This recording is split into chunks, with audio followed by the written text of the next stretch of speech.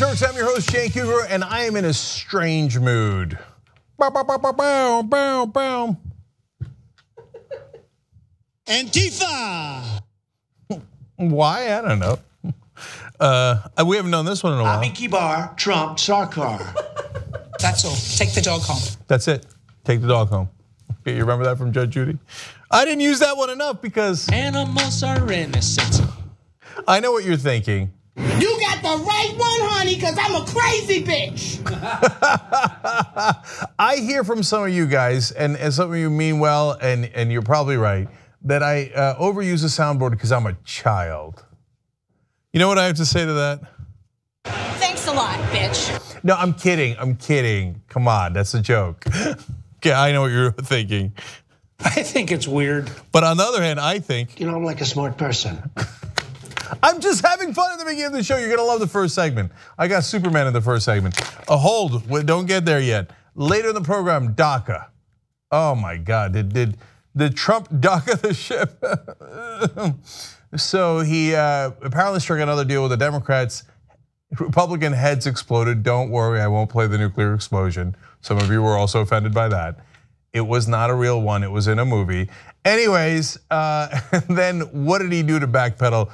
That's nothing but fun. And in the second hour, the Marie Antoinette is back, and apparently they were trying to use very expensive government planes in the Trump cabinet to go on their honeymoons. Oh, that's later in the program, but let's do Jamil Hill. Go. Okay. So Jamil Hill was in a lot of trouble because she said things that were obvious on, I was gonna say on television, but she actually didn't say it on television, she said it on Twitter. She works for ESPN, and she had tweeted out, Donald Trump is a white supremacist who has largely surrounded himself with other white supremacists. I find this to be so shockingly normal that it's hardly believable that it's a controversy. Anyway, I've got updates for you guys on this story. I'm gonna get to apologies on top of retractions, etc. in a second. Not a retraction from her though. If you hadn't seen the earlier story, 2 more tweets for you guys to give you context. She had also written at the time, Trump is the most ignorant, offensive president of my lifetime. His rise is a direct result of white supremacy, period. But that's what he did, he ran on it. He said, I'm gonna target all the immigrants. I'm gonna target the Mexicans, the Muslims. Anyway, we'll get to that in a second. Like, how dare you say things that are so obviously true? Okay, and then she also wrote, Donald Trump is a bigot. Glad you could live with voting for him. I couldn't because I cared about more than just myself. So the MAGA crowd goes nuts and they're like, oh my God, there are people who disagree with us in this country. They should be fired. I meant freedom of speech. Wait, I'm confused. Interesting. You know, these liberals get triggered so quick, those snowflakes. She said something about the Donald. Oh my God, I'm melting. Okay. You got to check your talking points, guys, because you seem to get a little confused from time to time. Anyways, is Trump a racist? Of course. So just quick review here. He was literally sued for housing discrimination, agreed he had done it and paid a fine. He is a literal adjudicated racist. The government said, we think you're a racist and you're discriminating against black people. He said, you're right, here's the fine. Why are we still having this conversation? So, all right, well, that was a while back. Well, how about the Central Park 5? Those were the guys who at the time were accused of raping this white woman in New York City in Central Park, 5 young African-American males. Trump took out a full-page ad, which cost him a lot of money to say that they should be executed. Turns out, oops, they didn't do it. Now, they actually spent a long time in jail. We found out later they didn't do it. We found the DNA of the guy who actually did do it. They're absolutely not guilty. Trump, when faced with that information, said, who cares? They should still be in jail. Why? I mean, but we know they're not guilty. They're black, who cares? Just, I don't care. They're guilty of something, okay? Now, look, some of you might go, well, I mean, look, I don't even know what your defense is. Sometimes I try to explain the defense. Like, what, people who are innocent should be put in jail anyway? And Trump did it for what other reason? Because they're not guilty, so why does he still want them in jail? Anyway, birtherism, of course, that's the Obama's not from here. I mean, look at him, right? Now, as Bernie Sanders often says, my dad was from Poland. How come nobody ever asked me for my birth certificate? I wonder why. And total ban on all Muslims is what he promised in the campaign trail. Well, if you're going to ban all Muslims, what do we call you if we don't call you a bigot? Oh, I know what the right way thinks. Irrational. You're supposed to hate and fear Muslims and ban them. Just like the Jews, ban all the Jews. Wait, that sounds weird. Actually, for some of them, it doesn't even sound weird. That's where we've gotten. What do you mean, bigot? Well, I hate these group of people. I don't hate them. I'm really, really afraid of them. All of them. I mean, a total, complete ban on all Muslims is what he promised during the campaign. I don't know where you would get the idea that he discriminates against people. How can you possibly call him a white supremacist? I'm melting. And then, of course, called Mexicans criminals and rapists. Gee, I wonder if he's a white supremacist. And I didn't even put on the list that when actual neo-Nazis and KKK marched and then ran someone over and killed him, he said there are very good people on that side. Which very good white supremacist was he referring to? So this is a controversy? This is a controversy. This is like we're supposed to like just, right wing, I mean you should please be racist, but I don't want to call you out as a racist. Oh my God, that would offend you. Now you offending Mexicans by calling them criminals and rapists, who cares? You offending Muslims by banning them? Who cares, right? You actually taking people's freedoms away and rights away, who cares? But if a right winger's ideas are offended ever, how could you? How could you? Okay, so unsurprisingly, Jameel Hill had to do some sort of apology. I'm not blaming her. She's got a nice job, she's got to keep the job. ESPN's gonna panic because they're on TV and advertisers will call it and go, hey, you know what? Some of those racists also buy products, so we got to make sure that we're neutral to racism. Anyway, so she issues this on Twitter. My comments on Twitter express my personal beliefs. My regret is that my comments and the public way I made them painted ESPN in an unfair light. My respect for the company and my colleagues remains unconditional. You know, sometimes we'll point out it's not much of an apology. In this case, not much of an apology, good. Okay, because it doesn't deserve any apology at all. And I hear you, man, I hear you. I'm not getting on you for the apology. It's just, she didn't say it on air. I don't care if she said it on air either, but she said it on Twitter, she apologized on whatever. Can we let this go already? I mean, do you guys need a further safe space where you could be white supremacist, but no one is allowed to call you a white supremacist? And then you yell at people and say, well, black people are more criminal than we are, and Muslims are more dangerous than we are. How could you say we're against Muslims and blacks? I mean, what kind of safe space do you need? How big does a safe space need to be? Is it all of TV? Is it all of social media? I want my free speech. How about her free speech? Screw her free speech, fire her, fire her, fire. Okay, I mean, just let's get real. So ESPN then puts out a statement saying this, let's put this up. Jameel has a right to her personal opinions, but not to publicly share them on a platform that implies that she was in any way speaking on behalf of ESPN. She has acknowledged that her tweets crossed that line and apologized for doing so. We accept her apology. All right, luckily, and so Brian Stelter got that statement from ESPN and put that out. Okay, luckily she's not fired or suspended or anything like that. We can all move on, and guess what? There's gonna be no boycott of ESPN. What are you gonna do, not watch sports? I don't believe you. And no, neither does anybody else. Okay, this is it's a giant panic over something very, very little. And if you guys are wondering, you know, where the boundaries are and who speaks for what, like not every ESPN host, whether they're a right winger or a left winger, speaks for the entirety of ESPN. I don't know why that's so complicated. Does anybody really think that? So. And right wingers will say, but you know, when our guys, or some of the right wingers say racist stuff, they're fired. That's true, because saying racist stuff is really, really bad. That means like you are saying this percentage of the audience, I don't disagree with them. I just think they're bad people by the very definition of who they are. And so that's a different animal. Like, so if Kurt Schilling or someone else says, man, I really think the rich need tax cuts. Ain't nobody getting fired over that.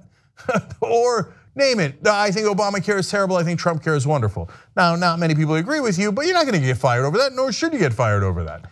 So it's not a matter of political disagreements. It's a matter, and if Jameel Hill had said, you know what, white people are the devil, okay, and they are by definition bad, I'd say, nah, you gotta go. No, that's not right. So she's not saying racist thing, she's pointing out that Trump is saying racist things. It's a giant difference, a giant difference. And no, she doesn't speak for all of ESPN. We get this every once in a while too. Did you know what one of your hosts said? Yeah, I know, we got a lot of different hosts and they have a lot of different opinions. So make up your mind, either we are going to say, that's it, every host must agree with me.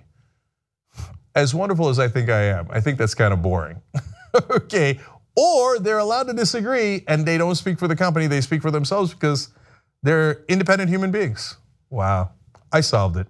It wasn't that complicated. Okay, all right, let's move forward. Since I solved it. Okay. Oh my God, we've got another controversy. It's about Superman. He's apparently protecting the powerless. How dare he? Jesus, what is wrong with Superman these days? Liberal media, I'm not even kidding. Breitbart thinks it's a liberal conspiracy. They wrote a whole article about it.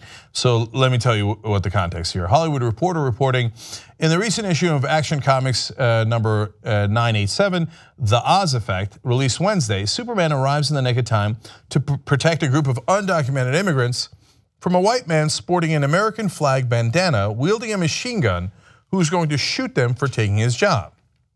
Now, I know, first of all, they're undocumented immigrants, so I guess Superman is not supposed to save their lives. I thought that he would protect the powerless. Like, what's the counter argument here? We should machine gun them? Okay, I know, I'm liberal media, I don't understand. So let me show you the pictures. So this is in the cartoons. So some of you asked, Lodex explains, and this is from that Comics 987, and he's taking the bullets and saving their lives. I mean, this is where the country's gotten. Like, if Superman saves people's lives, they're mad. They're mad, okay? And then this happens in the next part of the comic. The guy who was shooting at them and trying to murder them asks, why? Superman, why are you against me? And that's a legitimate question. Like, wait, I was just trying to murder innocent people. Why are you against me? He says, they took my job, they ruined me. And then Superman says, the only person responsible for the blackness smothering your soul is you. Damn, shots fired. And then blocked by Superman. Okay, so, and then they further explain here at the Hollywood Reporter, police arrive, Superman hands over the gunman and tells the officers to make sure the victims are safe and cared for. So, believe it or not, that part was also offensive to the right wing. Wait, they were safe and cared for. No. Here's how Breitbart explains that same scene. In an act of super socialism, I'm not kidding. I swear to you, I'm not kidding. They actually wrote it. In an act of super socialism, once police arrive, our social justice soups, I don't know what that means, orders them to protect illegal aliens to make sure they are safe and cared for. Okay, so now you've defined socialism as saving innocent people's lives. I don't know, that sounds pretty good. And then they wonder why millennials think that socialism is not so bad. They're like, Northern Europe does it, they look like they're in pretty good shape. If they mean saving people, I don't know. They're like, how dare you? Yes, go ahead. They also don't realize that socialism, a socialist program is our emergency services. When the police get called, we paid for that. So you can ask them to protect citizens, not just the one that you think should be protected, you, and whatever the hell you're doing. We did with the white supremacist stuff. How come the police are out there stopping us from committing violence? We're white. Yeah, you know what? They are literally calling Superman a social justice warrior. Once again, like sometimes the right wing comes up with terminology to criticize the left wing that amuses me. Like O'Reilly used to always say, before he was fired, for all the sexual harassment he did. Anyway, they're secular humanists. Yeah, we don't think any random religion should rule us, including, by the way, Sharia law. I thought you agree with that. No, I want just my Sharia. So we're secular, and they're for the humans. You're guilty. I'm a humanist. I'm for the humans. And in this case, you're for social justice. Okay, that's kind of Superman's job. It's a League of Justice. Anyway, Justice League. So, but here comes my favorite part. They also say, they went on a long street on this, but I'll give you the summary here. The Warner Todd Houston writes for Breitbart, quote, DC Comics long ago declared that Superman is no longer American. Well, that's actually kind of true. Do you know what Superman is? He's an alien. In fact, he's a illegal alien. Sheriff Joe would ask for his papers. Actually, he wouldn't because he's not Latino. But he is literally an illegal alien who came to America without papers, which also makes him an undocumented immigrant. You can't argue with it. Why is Superman protecting undocumented immigrants? Because he is one. Okay. In fact, his parents sent him to America without papers or documentation. What does that make Superman? A dreamer. Trump is trying to kick Superman out of the country. Are you going to let him do that? I thought we wanted Superman to be an American. Just clarifying facts here. Okay, heads exploding. Okay, when do they go after that sumbitch Aquaman? That guy's always trying to cross borders under the water. Think about it. Okay. Oh man, if they catch Aquaman in the Rio Grande, we're gonna have issues. All right, now let me go to another goofy right-wing story. I told you we're gonna start out fun. Okay. Well, recently, President Trump has been going to Houston, kind of, and he did go there he also looked at maps of Houston and said he was there. But anyway, he did go down there, and he's now in Florida. And that was obviously, Houston was Hurricane Harvey, and now it's Hurricane Irma, and he's checking out what happened. And so that's good. All presidents should do that. I'm not on him for that now, okay? Bless his heart. Okay, so a picture comes out of that scene. It's the one you're looking at in the graphic, but let's show you the full screen here. Oh my God, what a great guy. He saved kittens, he saved cats from the flood. And while wearing his Make America Great Again hat. Now, which knucklehead thinks that that picture is real? Correct answer, most of the right wing. So they're all over social media right now going, look at this, the media won't report on it. The guy saves kittens and they don't do anything about it. Okay. The original photograph, Snopes explains, which showed a man named Brandon Smith rescuing his 2 cats from floodwaters in Cedar Rapids, Iowa in June of 2008, was taken by photographer Harry Baumert of the Des Moines Register. The doctored photo simply superimposes Trump's MAGA hat clad head over the face of the real cat-saving man. You know what, I thought the whole thing was Photoshopped when I first looked at it, so I'm actually kind of heartened to know that someone actually did save cats in America. So congratulations to my man from Cedar Rapids, Brandon Smith. So let's show you the 2 pictures side by side. Okay, come on, look at Trump's body on the left. You think that's Trump's body? Have you never seen him golfing? Okay, look, if I saw that picture and it was Obama and I saw it on social media, I'd be like, no way. Okay, there's no president going in the middle of the water. They wouldn't have the president anywhere near danger. They always show up afterwards, whether they're Democrat or Republican. The president's gonna go in the middle of a flood and go save someone's cats? That's not gonna happen. I would ask people to quadruple check that before we ever did a story on that. These guys are like, check, what do you mean check? Trump's a hero. So just put the picture up with the cat, go ahead, okay? So here is somebody explaining, this is being shared on Facebook as real by lots and lots of people. That's Helen Kennedy who reported that originally. And then here's one of those folks who is genuinely sharing it. He says, all about President Trump is his handle. He says, things the media forgets. There's some chance there's a good reason they forgot it because it didn't happen, and it's from 2008. You remember that these are the guys who invented fake news. I mean, where did the term fake news come from? It came from right-wing propaganda during the 2016 election, where they would literally have fake websites that sounded like they were real websites, like abs.com instead of abc.com, and then they would put up a story about Hillary has an aneurysm and is Polish illegal immigrant, whatever. They would make up nonsense, crazy stuff, and people are like, oh my God, did you know Hillary's an illegal immigrant just like Obama, right? And so and they did that propaganda campaign, and then later Trump took it and was like, oh, okay, I'm just gonna call everybody else fake news. So, but the reality is, the minute there's fake news, the right wing loves it. So, by the way, this is not the only one. They did this before. Mediaite points out, additionally, Snopes reported that after Harvey hit Texas, another photo circulated on the internet showing Trump in an inflatable raft saving a stranded flood victim. Unsurprisingly, this image is also fraudulent. So we found that one too, here it is. Come on, you really thought that was a president? You guys are a bunch of goofballs. Okay, more. So that's the real picture, of course. And then there it is, side by side. It's called Photoshop, and yes, in this case, it is called fake news. Right wingers, you are so gullible. On the other hand, you voted for Trump, thinking that he was actually for the little guy. Are we surprised you're easy to trick?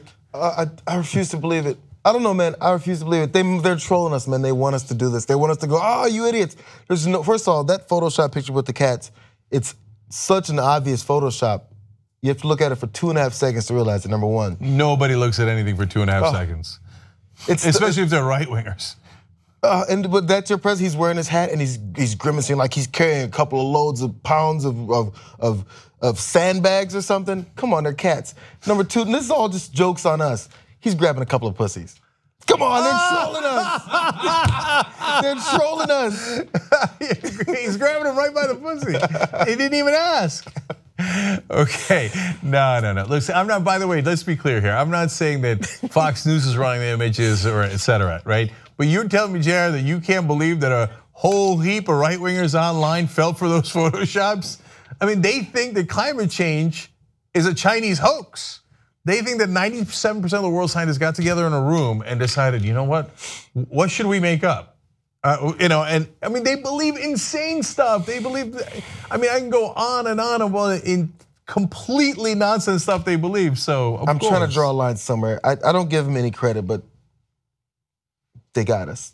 They must. I hope they just got us. Okay, well, I think that your hope in the right-wing intellect might be a little displaced. Okay, or misplaced. Okay, God bless, guys. We got to take a break. When we come back, DACA and the drama surrounding that, and then the Democrats with surprising victories. Okay, I'll tell you all about that when we come back.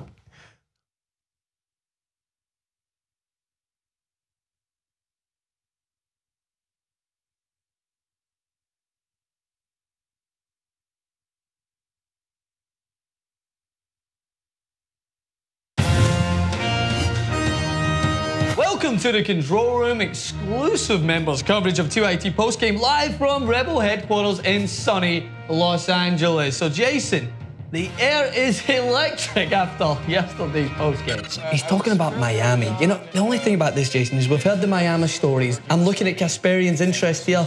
She's giving him the cordial glance to the side, but I just don't know if it's really there. Oh, that's where the vagina is. Okay, that joke landed like Apollo 13 there. And then Kasparian gives him the courtesy laugh, gives him the Edwin wave. Had you had sex at that point when you took that class?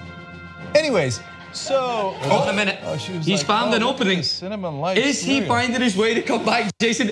Unbelievable! Jack Kruger coming back. With a comment, no one would have seen this coming. And he's in the mood, and there's some music in the background. He's got the sideburns, he's got the long hair in her 30s. He won't fan himself. There's no way he's ready to. I mean, I've expected. She's like, well, that was something. He's got it. Okay. It's unbelievable. Every dog has its day, and this dog is having the best day of his damn life. That was an outstanding postgame. If tonight's postgame is anything like last night's, we were in for another Exactly right, Francis. And don't forget to check out the TYT postgame after the Young Turks every weekday on tytnetwork.com/memberslive.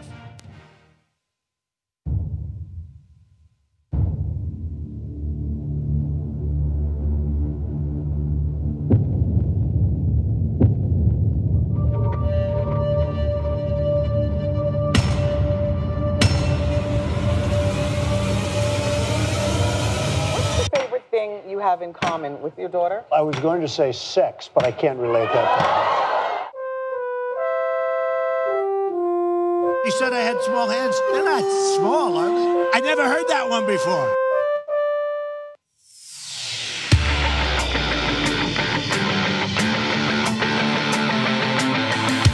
They'd rather lose to Republicans than have a progressive win with them. That's how dumb the corporate Democrats are.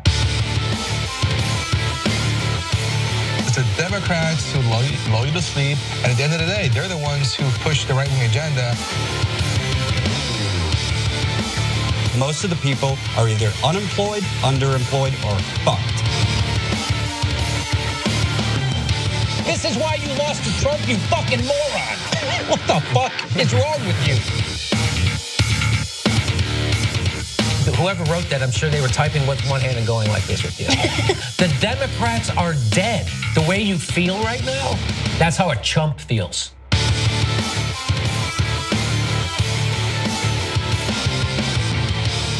Do not freak out.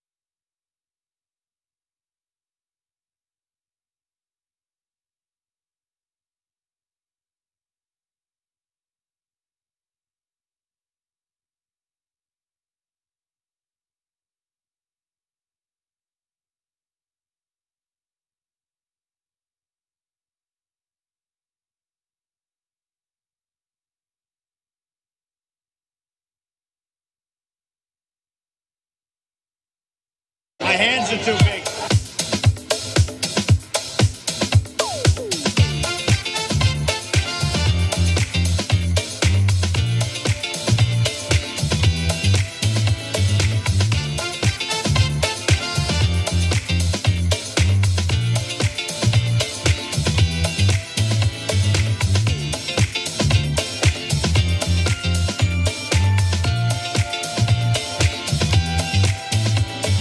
All right, back on the Young Turks. I will read your tweets later in the program. I got a lot of DACA for you. Let's go. Okay.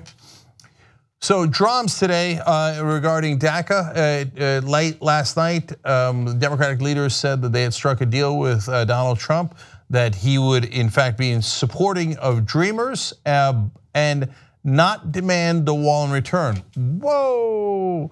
So now lots of twists and turns in this story. And lots of backpedaling in a little bit and lots of anger. So let's get to it. Let's give you the context. We'll go to HuffPost on this one. Last week, Trump put the fates of hundreds of thousands of Dreamers up in the air by rescinding the Deferred Action for Childhood Arrivals program, that's DACA, which granted 2-year work permits and deportation relief. So those are folks who were brought into the country when they were kids, and so they did not make an active decision, and most of them have lived here for all their lives. And it looked like Trump was going to send them, quote unquote, back to countries they'd never even lived in as an adult. There's a news story today of someone who was 2 years old when they were brought to the country. But now the twist. Last night, leading Democrats in Congress said they had reached an informal deal with the president on legislation to help so-called Dreamers, or undocumented young people who entered the country as children. More details. Senate Minority Leader Chuck Schumer and House Minority Leader Nancy Pelosi said on Wednesday that they had reached an agreement with Trump to tie measures to grant Dreamers legal status to border security measures, but not to a wall. Jerums. So right wing, of course, is about to get furious. Hold. First, let me tell you some of Donald Trump's equivocation. When asked about this and beginning to sense the fury of the right, he said, well, the wall will come late. Oh, they had a deal. They definitely had a deal. So Whether he's going to rescind it, you'll see in a second. But look, I've got more videos for you guys. Let me show you what he told reporters this morning as well. No, we're not looking at citizenship. We're not looking at amnesty. We're looking at allowing people to stay here. We're working with everybody, Republican. We're working with Democrat. I just spoke with Paul Ryan. He's on board. Everybody's on board. They want to do something. We're not talking about amnesty. We're talking about taking care of people that were brought here, people that have done a good job and were not brought here of their own volition. The wall to me is vital. If I don't get the wall, then we will become the obstruction. What has to come first? So he's already beginning to backpedal there, okay? But he's explaining, I mean, these people are good people. They were not brought here of their own volition. I know, that's the thing we were saying all along. So here's one more from that clip. The wall will come later. We're right now renovating large sections of wall, massive sections, making it brand new. We're doing a lot of renovation. So we met last night with, as you know, Schumer, Pelosi, and a whole group. And I think we're fairly close, but we have to get massive border security. If you have Mitch's on board, Paul Ryan's on board, we all feel, look, 92% of the people agree on DACA. But what we want is we want very, very powerful border security. No, the right wing is not part of that 92% that agrees. But did you hear him there? He said, I mean, wall, did I say wall? I mean, renovations, a little fixer-upper, right? Maybe a fence, like Hillary said. Anyway, did I say wall? I'm pretty sure you said wall. So is the right wing. So here comes a little bit of their fury. Ann Coulter says, at this point, who doesn't want Trump impeached? Oh, breathing fire. Steve King says, Donald Trump, if Associated Press is correct, Trump base is blown up, destroyed, irreparable, and disillusioned beyond repair. By the way, that's what irreparable means. Anyway, no promise is credible. Oh, Steve King just found out Donald Trump's a liar. You don't say. Well, that is news to us. And then, too bright, Bart. Headline, Amnesty Dawn. Damn, shots fired. So Trump sees this all over the news this morning, panics, sends a couple of tweets that are usual Trump all over the place. Let me read them to you. He says, no deal was made last night on DACA. Massive border security would have to be agreed to in exchange for consent, would be subject to vote. Okay, now he didn't say wall there. Let's just note that. He said massive border security, like he said in the clip. Not necessarily wall, which is undergoing renovations. Okay, now in the next one though, he says the wall, which is already under construction in the form of new renovation of old and existing fences and walls, will continue to be built. He didn't say that it would be tied to DACA, because apparently in their deal, it is not tied to DACA. The Dreamers, by the way, that's great, don't get me wrong. Don't lose sight of the fact that if Trump actually does this, which he won't because he got too much blowback from the right wing. But if he actually did it, I don't care that he switched his vote, awesome, or switched his position. That wall is stupid, you go renovate that fence just like Hillary told you, who cares, right? And make sure that those 800,000 kids are not deported. And I'm ready to give him all the credit in the world if he does the right thing. But let's just note, all we're doing is noting that his position has significantly, massively changed. I'm pretty sure that I heard chants of build the wall. I don't think the chant was renovate the fence, renovate the fence. Okay, Donald Trump also then says this though on these tweets, does anybody really want to throw out good, educated, accomplished young people who have jobs, some serving in the military? Really? But that's what we said. And in the campaign, he said, no, we're throwing out all of them. So we're gonna build a wall and there's gonna be no amnesty, no pathway to citizenship for anyone who's undocumented. Okay, and then he says, they've been in our country for many years through no fault of their own, brought in by parents at a young age, plus big border security. Okay, look, that's not his original position. Again, if he does it, bless his heart, I'm happy to take it, okay? So, since he got the blowback though, here comes the back. I gotta go, I gotta swim on out of here, right? So here comes Donald Trump later today. We have to be sure that the wall isn't obstructed because without the wall, I wouldn't do anything. It doesn't have to be here, but they can't obstruct the wall if it's in a budget or anything else. But even there, he's not saying that it's tied to DACA. He's saying yeah, but you can't in a different vote obstruct the wall. And by the way, that is not part of the deal. Apparently Schumer and Pelosi said, look, you fight for the wall, we fight against the wall. That's for a different day. Today, let's make a deal to make sure the dreamers are kept in the country, and it is not, that particular legislation is not tied to the wall, okay?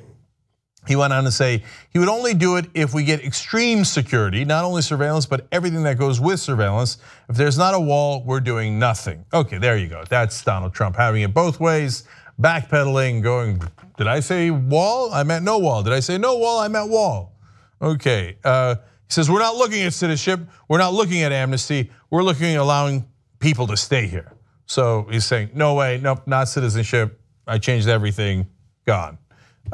Sarah Sanders comes out as a spokesperson, of course, the press secretary says, while DACA and border security were both discussed, excluding the wall was certainly not agreed to, okay? So after the right wing beating up on him all day long, relentlessly, the very last piece of this is someone on our staff, because we track him, just got one of those fundraising emails from the Trump-Pence folks, and in big bold letters, here's what it says. We will build a wall, not a fence, along the southern border of the United States of America to help stop illegal immigration and keep America safe. Now, if you're wondering, so what does Donald Trump actually think?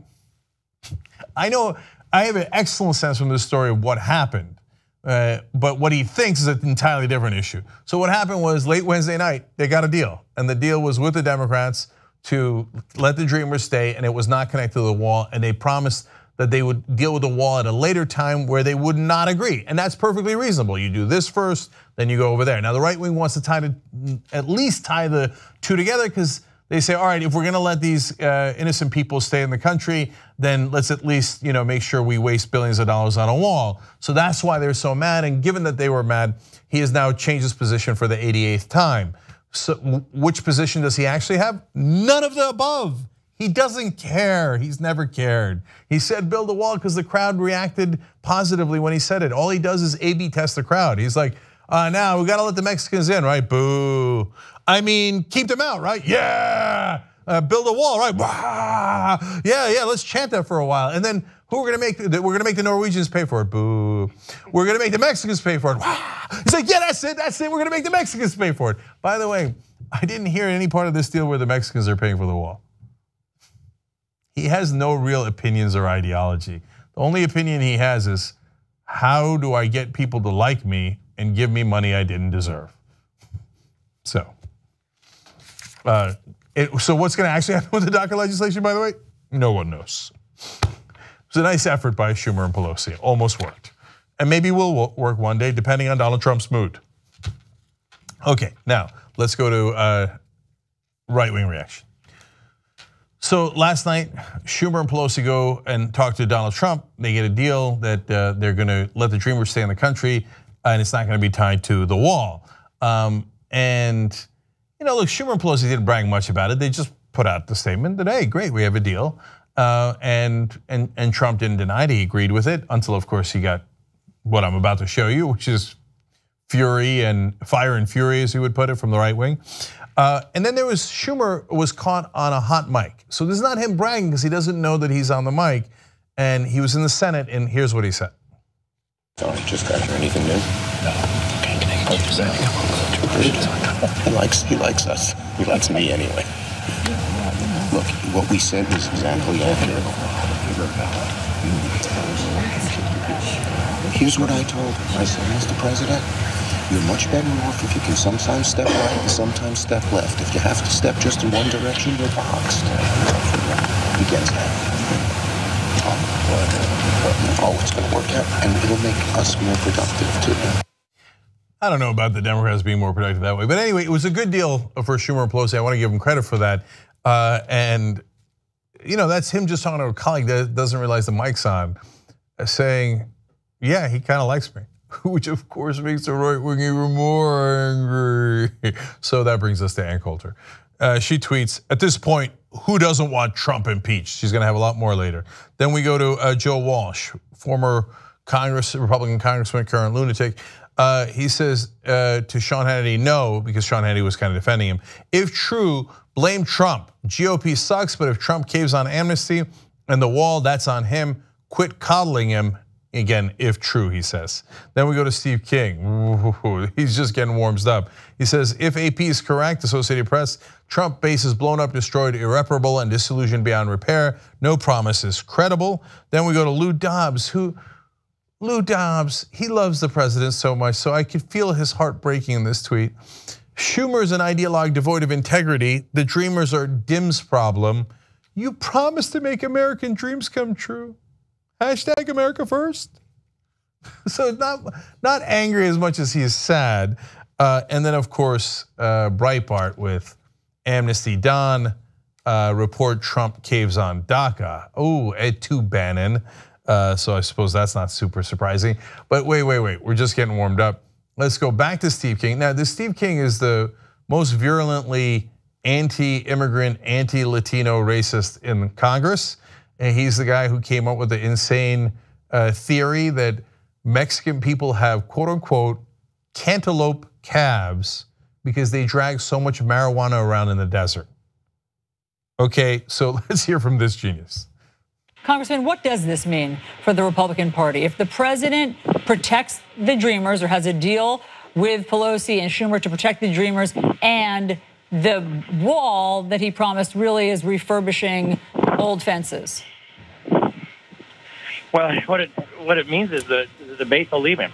They won't be able to defend him anymore. If we don't build a wall all the way through, then the rest of it is subject to prosecutorial discretion. His, as was under Barack Obama's, or the next president. So I think something's going to have to be reversed here with this president's policy, or it'll just blow up his base. I mean, this was a straight-up promise all the way through his campaign. I don't think it's unclear to anybody what those campaign promises were, but it looks to me like he's preparing to keep Hillary Clinton's campaign promise rather than his own. Damn. Whoa, that's fighting words. But he's not even done. Let's keep going. He also said that he and Paul Ryan and Mitch McConnell agree on Dreamers, and 92% agree on that. I think that's his favorite number. I remember him using that number also when we were discussing the health care issue on a totally different thing. So, no, I don't think 92% agree on this at all. I'd say about 80% of his base agree with me that we cannot reward lawbreakers. If we do that, then we get more lawbreakers. Damn, he just called him a liar. He's like, I think he made that 92% number up. I thought I saw that in another story that he made up. Yeah, that's right. He makes up numbers all the time. But now that he disagrees with you on an issue, like, did you know the president's lying? Did you know that he breaks promises? Oh, you figured that out, did you, Sherlock? Okay, and he can't leave the topic without pouring a little salt in wounds. It's like, now remember how much I hate immigrants. Watch. We had a protest day before yesterday here in the Capitol. Dreamers coming out demanding that we give them amnesty. Well, what do lawbreakers have? What right do they have to make demands of the duly elected officials from the citizens of the United States of America? They should, if anything, they ought to be at least pleading for it, not demanding. It's these lowly people, they're going to demand things of us. You know, these lawbreakers, some of them came when they were babies, some of them came when they were 2, or I mean, even if you're 13, you're really like, hey, mom, dad, I got a great idea. Let's go over to America and go through this deadly track in the desert, et cetera. No, it was not their decision to make. But he's like, well, if you want to stay, you should be begging me. Oh, F off, Steve King, you piece of crap. This is the same guy who talked about protecting our, like that whites had to have more babies to protect the culture.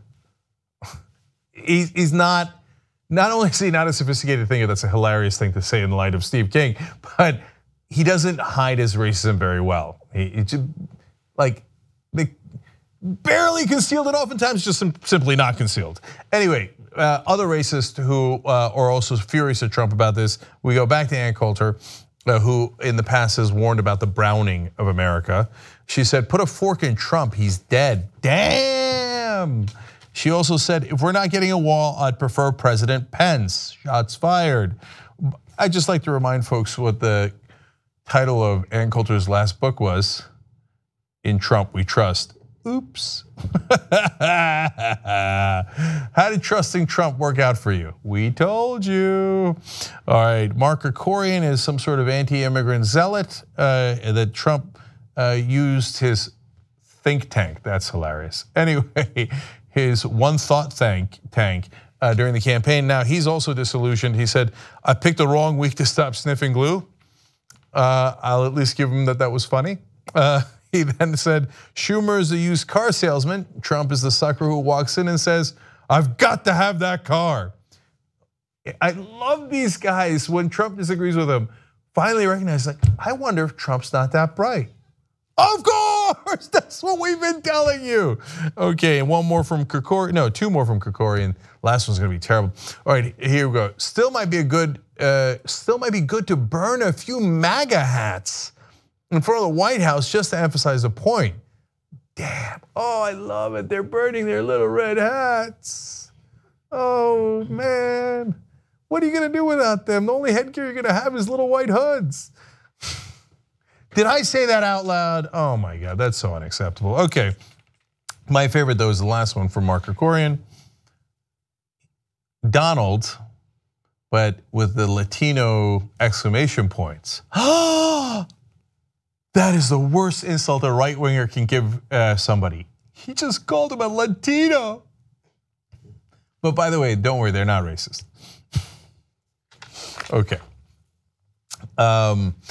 That's all for them. Now let's go to the right wingers who are still sucking up to Trump. Okay. So Donald Trump says that maybe you don't need a wall and might let the Dreamers stay anyway. Most of the right wing is furious, but some of the right wing are still trying to find a way to kiss his ass. So we go to Bill Mitchell. I don't know the dude, but I guess he's a right winger. Anyway, he says this is how Trump negotiates. It's shocking to some since we're not accustomed to strategic thinking from politicians. Donald Trump, strategic thinking. Okay, anyway, so he's saying like, no, he agreed with Schumer and Nancy Pelosi so that later he can disagree with them. Strategic thinking. That's some strategery right there. Likely not. Then we go to, of course, Sean Hannity. Oh, poor Sean. He's got to, like, oh, he wants that wall so bad. The Dreamers, he can't stand them, but he's got to agree with Trump. That's his job. Okay, so Hannity says, if reports true 100%, I blame Republicans. They caused this. They wanted him to fail and now pushed him into the arms of political suicide if true.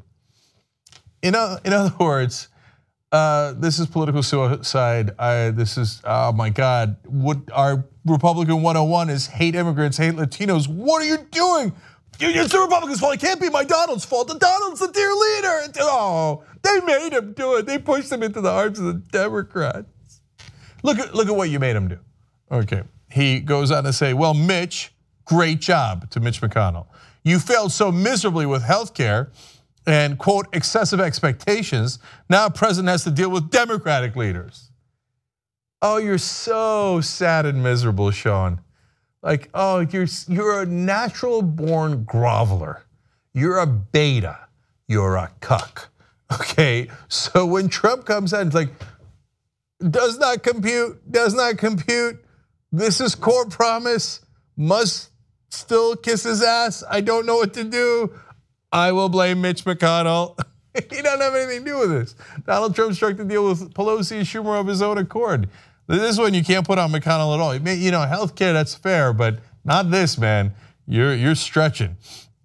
He goes on to say, politicians are supposed to keep their word. Republicans failed on healthcare, broke their word, they have failed. POTUS needs to keep his promises. He's trying to like gently nudge POTUS. POTUS, remember, keep your promises. Remember the thing with the build a wall? Okay. And if POTUS doesn't keep that promise and goes for amnesty, it will be the political equivalent of read my lips, no new taxes. So just a tiny little tweak there, but like saying, hey, remember, let's blame Mitch McConnell and Paul Ryan, but don't do this. One last one, he says, weak Republicans have betrayed voters. POTUS needs to stay the course and keep his promises, or it's over. Pelosi and Schumer can never be trusted. But notice he does not say that Donald Trump has betrayed voters, that somehow the guys who were, to be fair to them, and I'm not often fair to them, To be fair to McConnell and Paul Ryan, no, I am fair to them, they just suck. Anyway, in this case, they didn't do it, man. They didn't agree to the deal, they weren't part of the deal, they had nothing to do with this deal.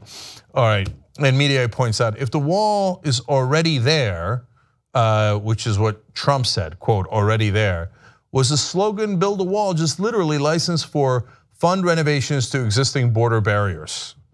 And that is a fair question and one that should be asked of Sean Hannity and others. But before we leave this, of course we've got to do Fox and Friends, because they're like, wait, is Sean Hannity trying to out-ass kiss us? We're not gonna let that happen.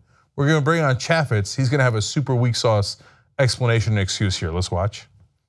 What you need to understand about this is the president doesn't need congressional authority to build the wall. It's already there. He needs funding. So it's solely in the camp of the United States Congress to fund what the president promised he would do. He'll build it, but Congress has to step up and actually fund it.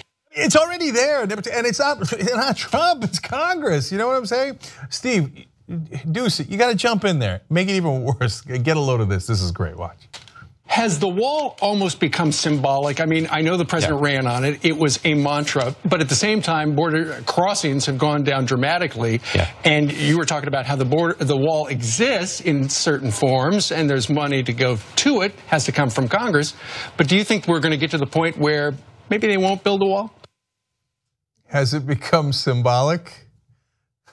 Symbolically build the wall. Symbolically build the wall. You guys are wonderfully pathetic. Keep making excuses. It's amusing for the rest of us. Thank you for the entertainment. Not something I say often to Fox News. All right, I gotta go. We gotta take a break here. When we come back, I've got at least 2 more stories for you guys. One is shocking Democratic victories, and the other is Chuck Todd tells the left wing that they're just as bad as the right wing. I know that comes to. Please don't tell Jimmy. He's going to be shocked. He's going to have a heart attack. But we have facts that I can't wait to show him and you guys in response. We'll be right back.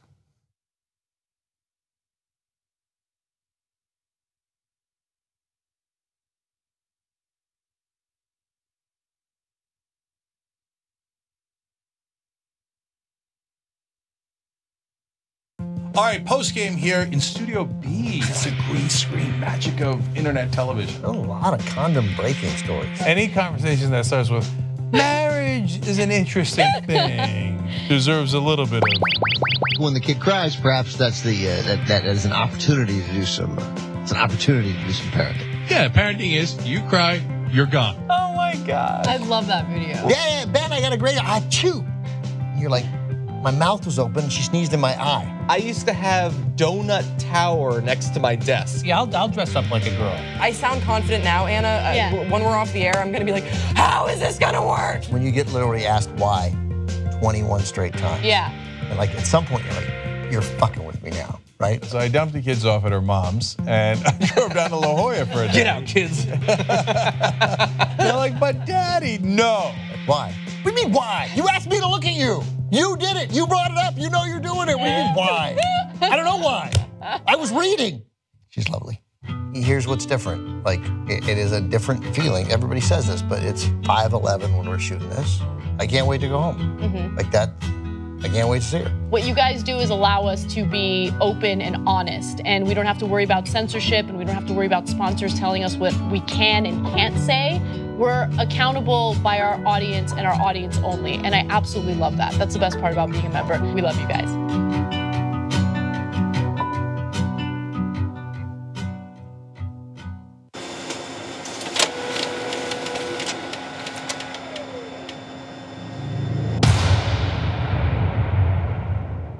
Robbie Canal, he calls his work urban beautification.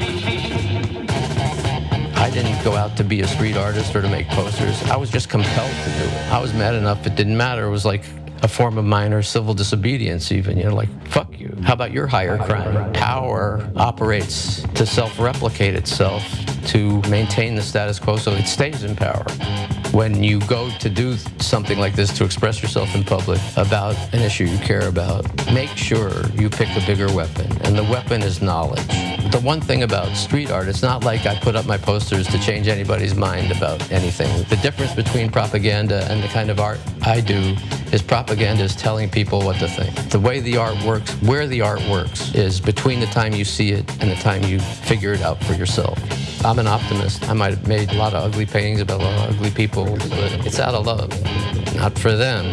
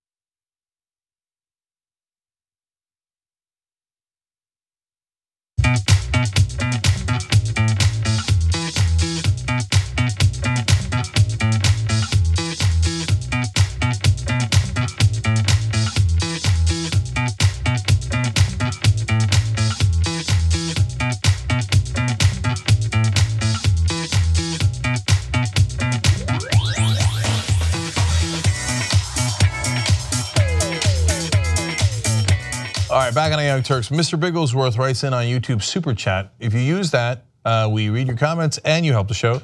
He says, DACA when the walls fell. Jeff in Taylor Comics says, great stories on TYT on my birthday. Keep going, guys, you rock.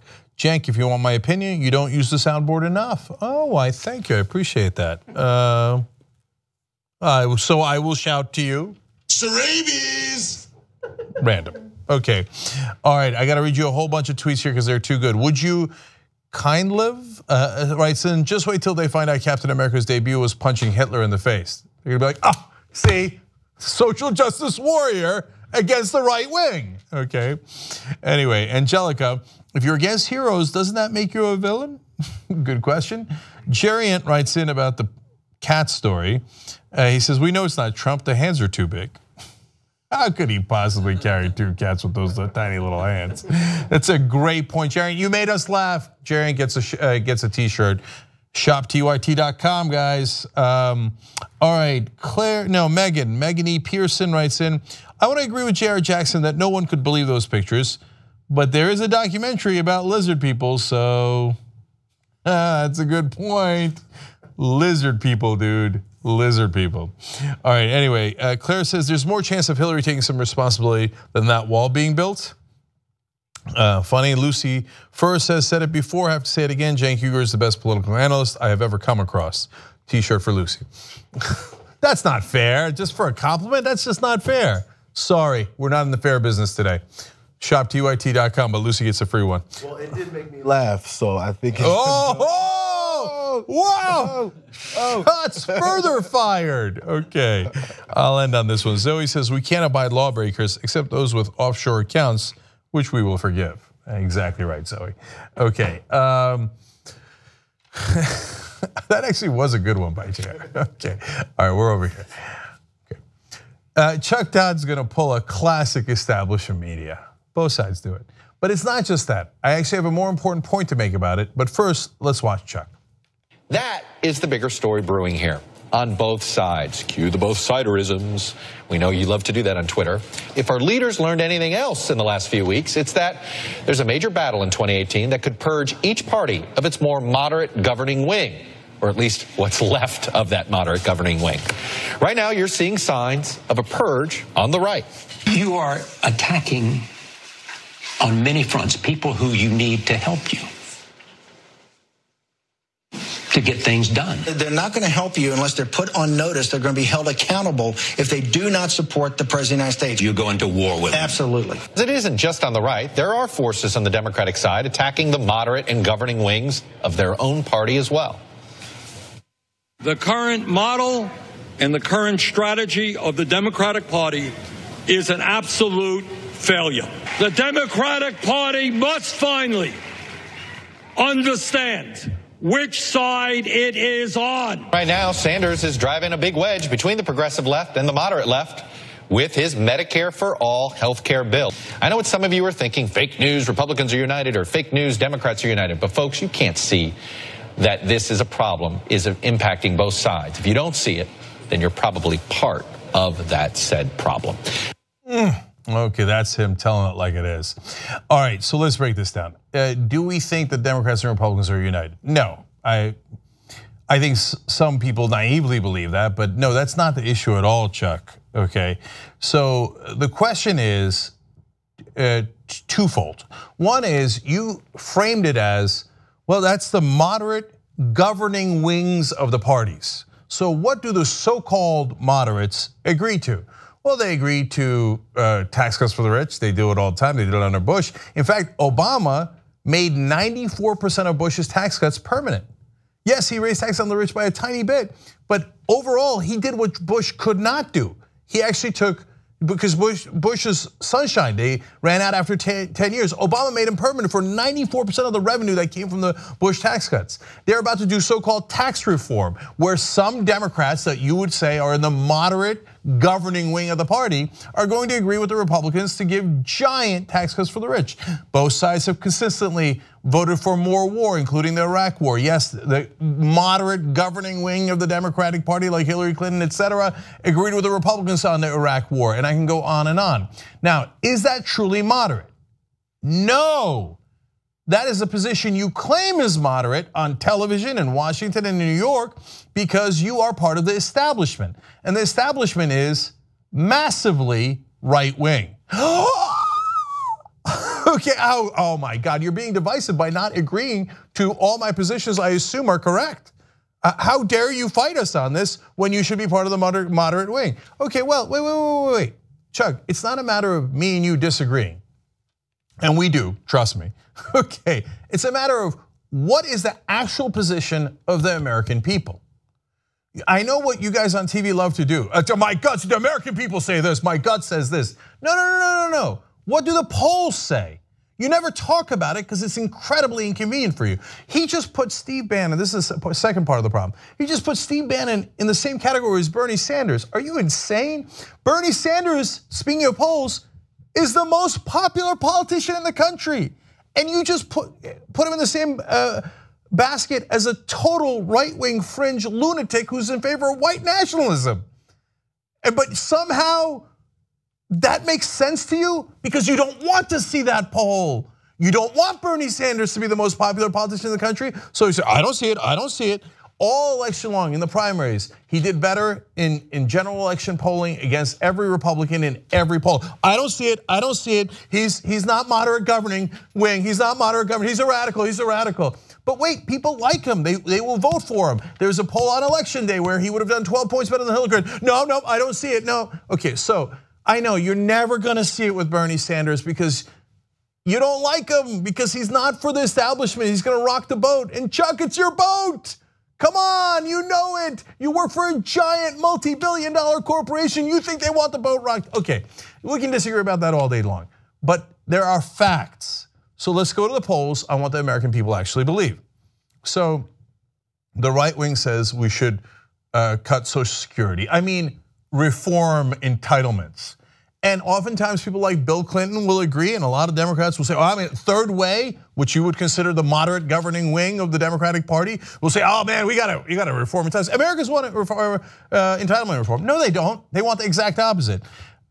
Not only do they want to protect Social Security, when asked, do you want to expand Social Security? It only came out 72-16. 72-16.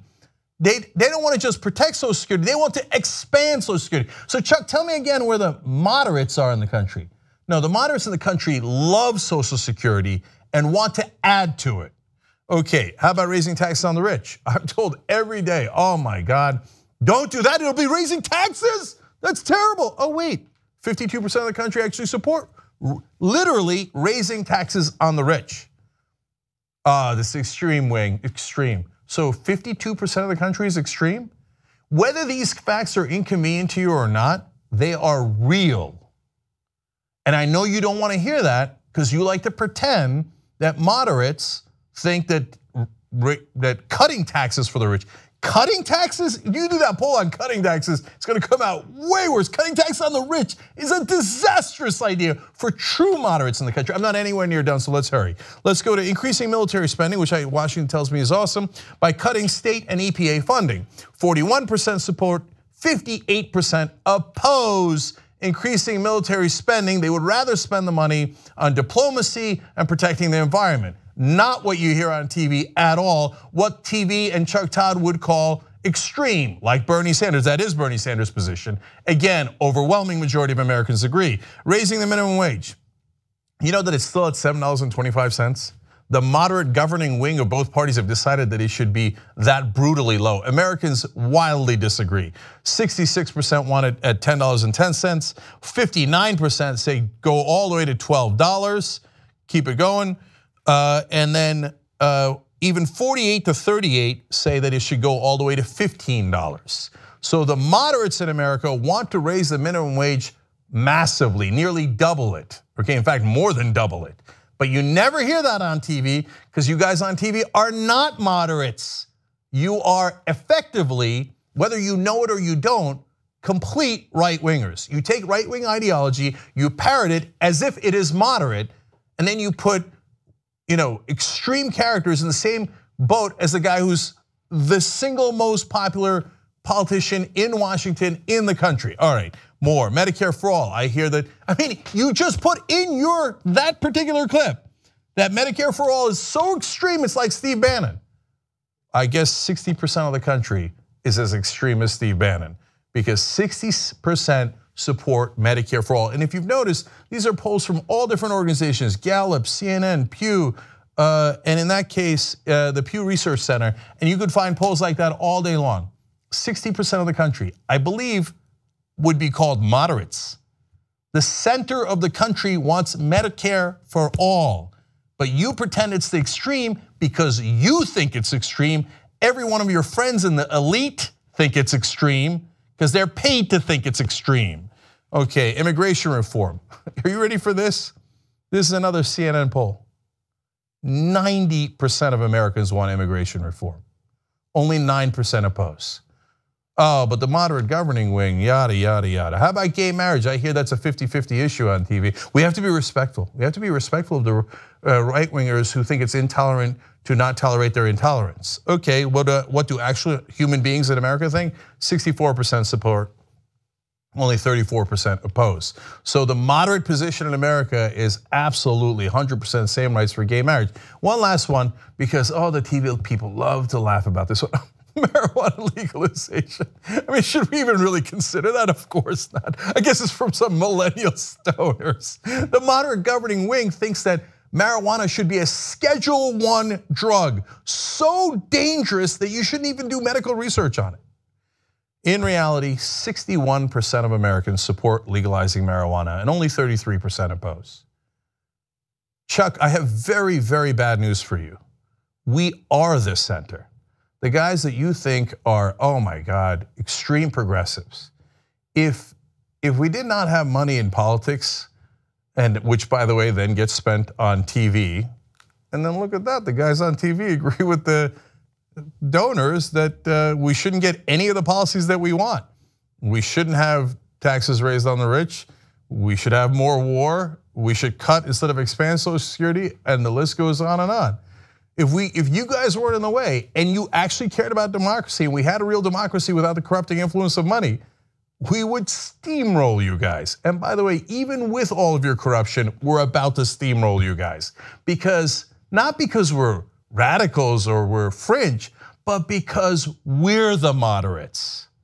We represent America, you don't. You represent the elite. Okay, now finally, I want to ask you guys, because maybe I'm wrong. So I hear that the media is liberal. So let's do a poll. tytnetwork.com/Chuck. Chuck Todd is a part of the liberal media. In Washington, people would say that. I bet that wins in a landslide in Washington and New York among the elite. B, a witting tool of the establishment. C, an unwitting tool of the establishment. D, a Republican. E, correct. Maybe you think he's right. Maybe you think, yeah, that's right.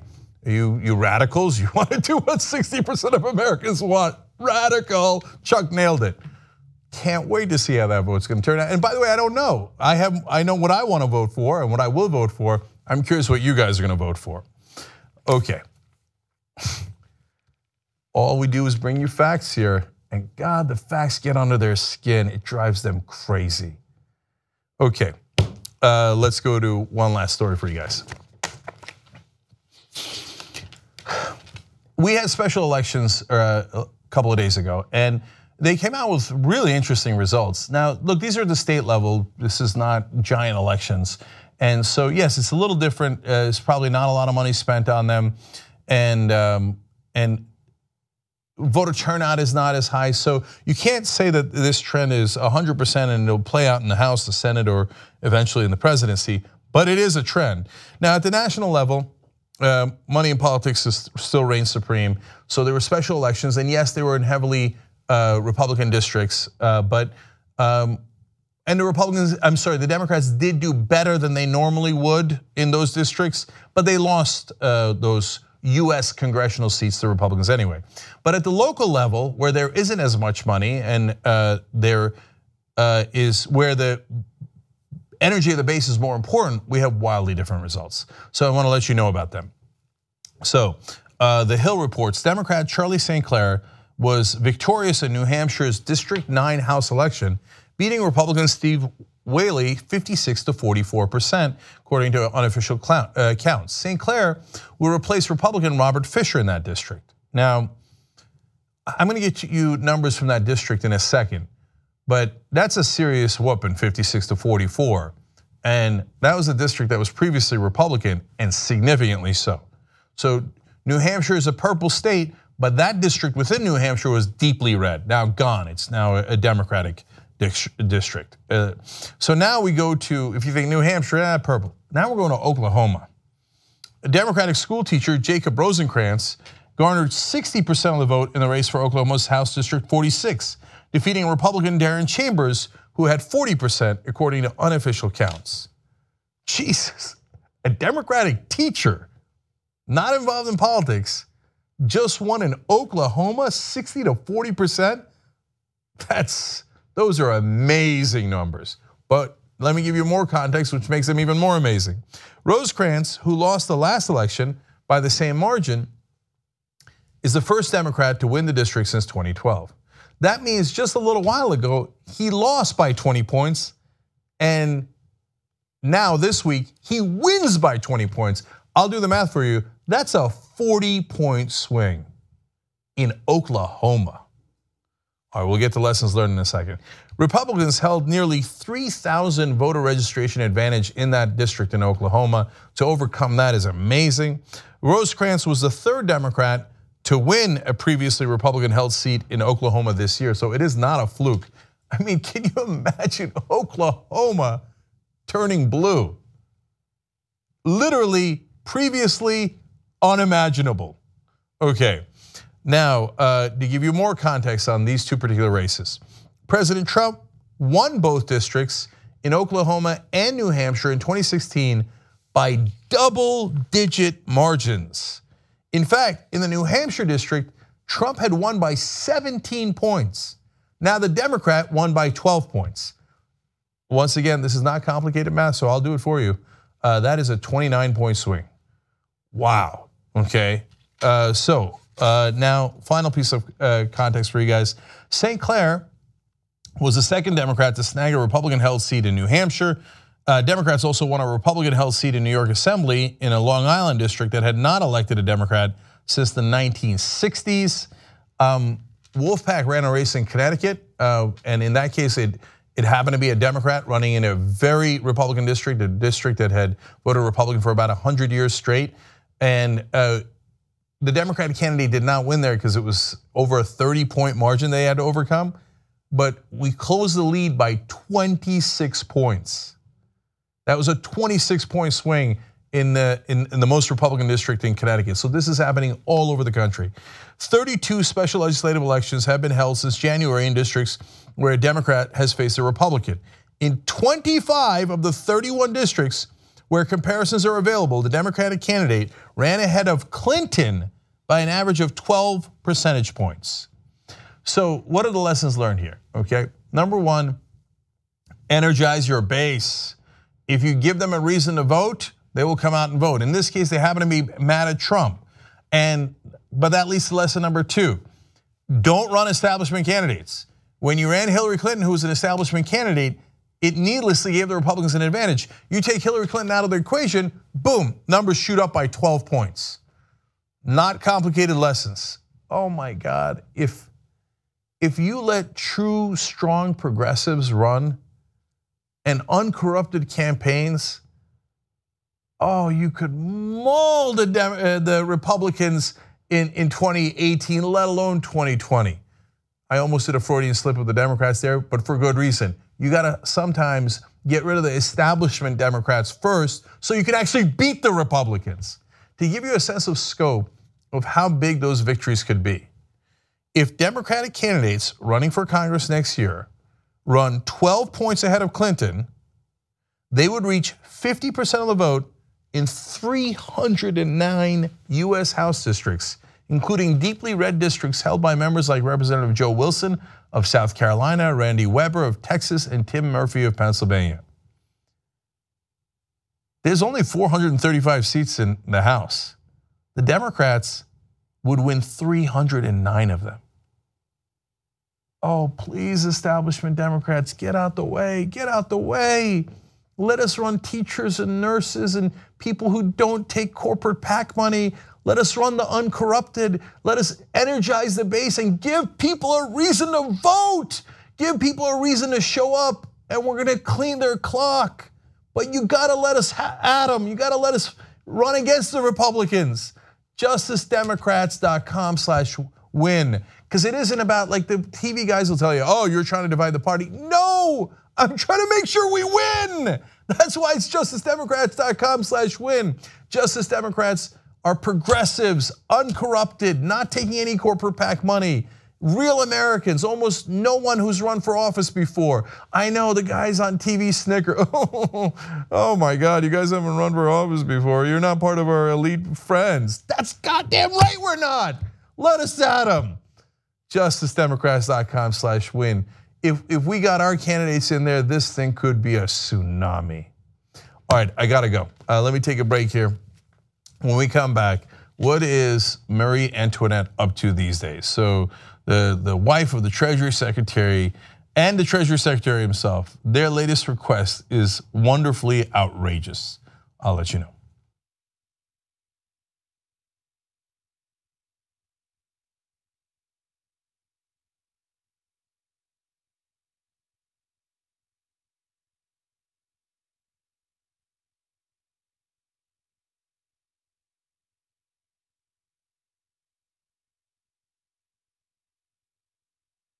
I'm going to rule against Siri. Okay. I don't use Siri. No one actually uses Siri. And every time you press that button for a little too long, I know. Seriously? How can I help you? Just shush. It happened earlier in the postgame. I don't know if you know. I'm so over Siri. Over. And also, Siri's kind of a bitch. You know what? She is kind of a bitch. Oh, you know why? Okay, first of all, no one enjoys or is excited about setting their alarm clock to 6 a.m. But you know who is excited? Fucking Siri. She just asked me that. Oh. She's like, do you want me to set your alarm clock for 6:30 a.m.? Like, no, I don't. No, watch. Yeah, she's fucking eager to do it. Like, she's a weirdo. Watch. Set my alarm for 4 a.m. I don't think I didn't find any appointments for tomorrow at 4 a.m. Shall I? You know you're on air, bitch. Like, that's what's going on. Okay, she's but like, usually I shall now fuck with you. So usually I'll be like, set the alarm for 6 a.m. She'll be like, okay, I turned it on. And it's like, why are you so excited?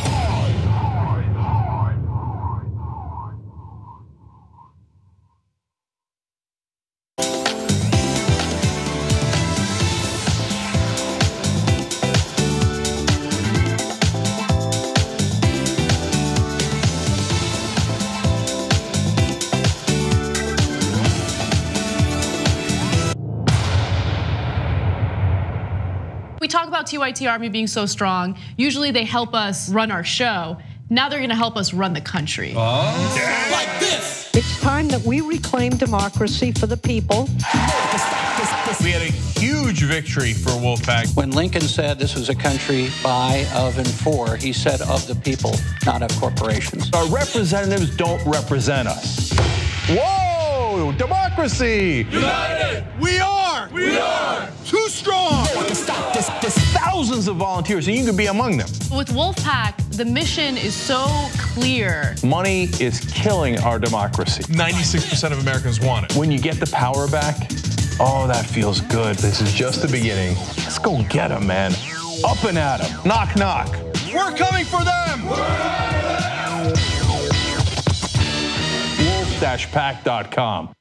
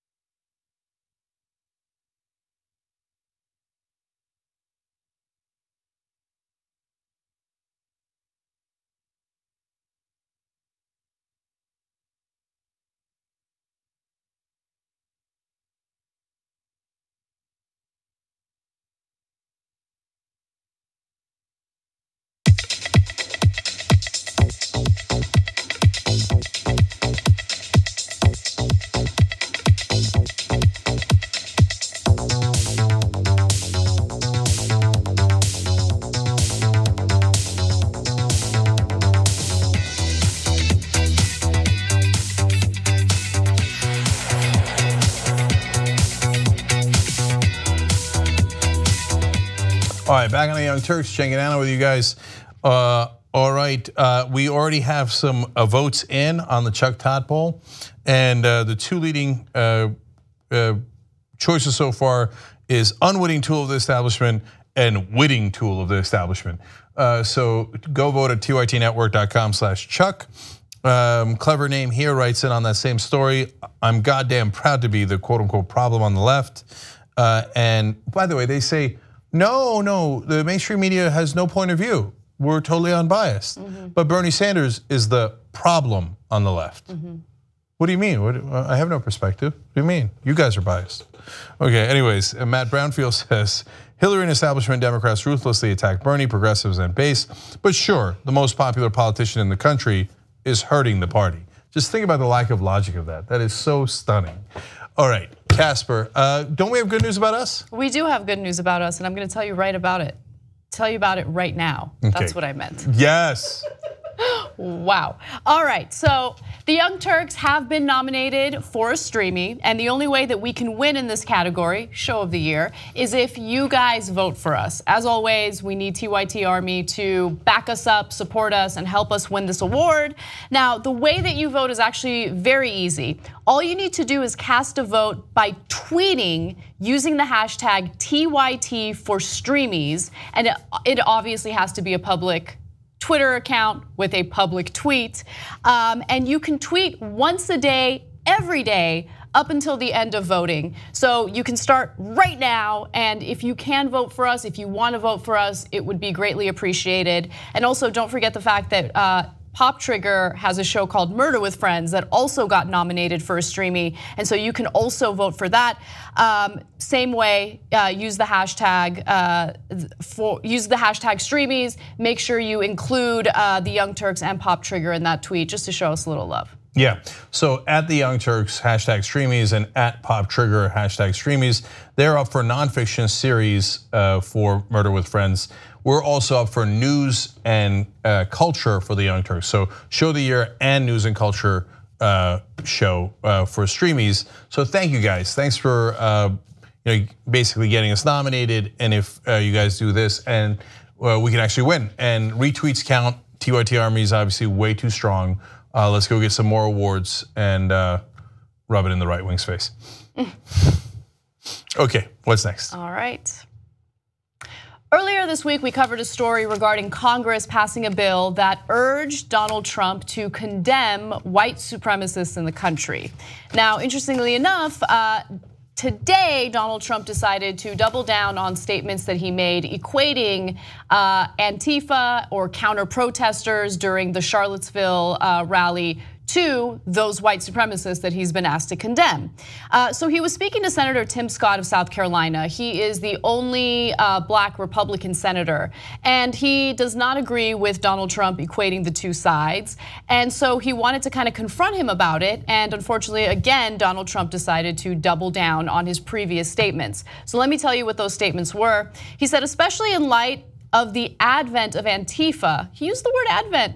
I'm proud of him. Wow. He also used the word Antifa. So he said, especially in light of the advent of Antifa, if you look at what's going on there, you have some pretty bad dudes on the other side also. He continued to say, now because of what's happened since then with Antifa, you look at really what's happened since Charlottesville, a lot of people are saying, in fact, a lot of people have actually written, gee, Trump might have a point. I said, you've got some very bad people on the other side, which is true. Okay. No, a lot of people haven't said that. Breitbart and other white nationalists have said that. And since you're a white nationalist, you read the other white nationalist crap. And shockingly enough, they agree with you that white supremacy is awesome. So he's like, you know that other people don't like Antifa either. My right-wing friends. Look, and what you think of Antifa is a different issue, as Tim Scott, the Republican from South Carolina, also pointed out. He's like, no, in the case of Charlottesville, what happened was enormously clear. There were guys chanting Nazi chants like blood and soil and the Jews will not replace us. They did the equivalent of a Klan rally with torches, just like the Klan used to do in the South. And then they ran over a counter protester and murdered her. So at least the guy who was charged did, and he was an avowed neo-Nazi. So that one is not both sides do it, and not remotely. It is really as simple a case as you can possibly have. If you can't condemn people chanting Nazi chants with Klan torches, murdering people in America, and you have to say, well, no, equally guilty, both sides do it. There's something, well, we think wrong with you, but you and your friends who you read think, no, there's nothing wrong at all. Yeah, we're white nationalists, so we do this, and then we don't like the other guys who are anti-fascist. Yeah. It's amazing. He'll continue doubling down. It is what it is. He's not going to change his mind about that. And for anyone else who likes to equate the two, I mean, you're calling Antifa, which, by the way, in some cases doesn't behave the way that it should. Like, I'm keeping it real. I think in some cases Antifa does deserve criticism. When things do get physical or violent, I don't care what the group is, they deserve criticism. Don't get violent. You are being counterproductive. However, again, to equate those two sides is so incredibly ridiculous when one side murdered someone and the other side did not. And by the way, look, I think that violence in the name of anti-fascism is not a great idea, and I know they think that that it is. They're like, well, they're fascists. We have to fight them with fire. No, that's hatred only breeds more hatred. Anyway, we can get into quoting different sides here, but fascists and anti-fascists are not equal. One side is in favor of fascism, the other side is opposed to fascism. But for guys like Trump, that actually is 50-50. They're like, fascism, not fascism, I don't know. Like, and that's an open question for him. That's why he keeps saying it. The other reason he says it is because he can't help himself. Yeah. He's a really dumb guy and he doesn't know that this causes political damage. And so- Does it cause political damage though? Yes, Democrats just won a state race in Oklahoma by 20 points. They had lost that same race just a little while ago by 20 points. It's a 40-point swing in the middle of Oklahoma. It causes damage. But he thinks, well, I don't know what you're talking about. All the white nationalists around me totally agree. Anti-fascists are terrible. And so both sides do it. But he can't help himself. He doubles down, he keeps on digging because he's not smart enough to know to not dig. And yesterday we did the story of the ESPN host, Jamil, who made some statements on Twitter about how Trump is a white supremacist. Sarah Huckabee Sanders responded back saying that it was outrageous and it was a fireable offense. But what do you think he is? Like, if you can't tell the truth about the president, then what can you do? And also, isn't that the type of freedom of speech that you guys are saying you want to protect, right? Aren't you saying that we shouldn't fire people simply because you disagree with them? Oh, that only applies to people who spew conservative hate. Okay, yeah. Anyway, let's move on. All right, what's next? Notorious pharma bro Martin Shkreli is now in jail. Now, he was out on bond and he was supposed to wait until his sentencing for securities fraud. However, because of something that he posted on social media, the judge decided, no more bail for you. You're going back to jail. So this is a pretty incredible story. He put out a post on Facebook that said the following: the Clinton Foundation is willing to kill to protect its secrets. So the HRC's book tour.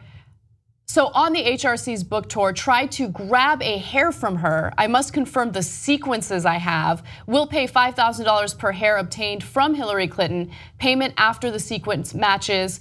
Good luck, patrollers. Okay, so you can't put that out there, obviously. You can't offer a reward to someone to put their hands on someone else or to assault someone else.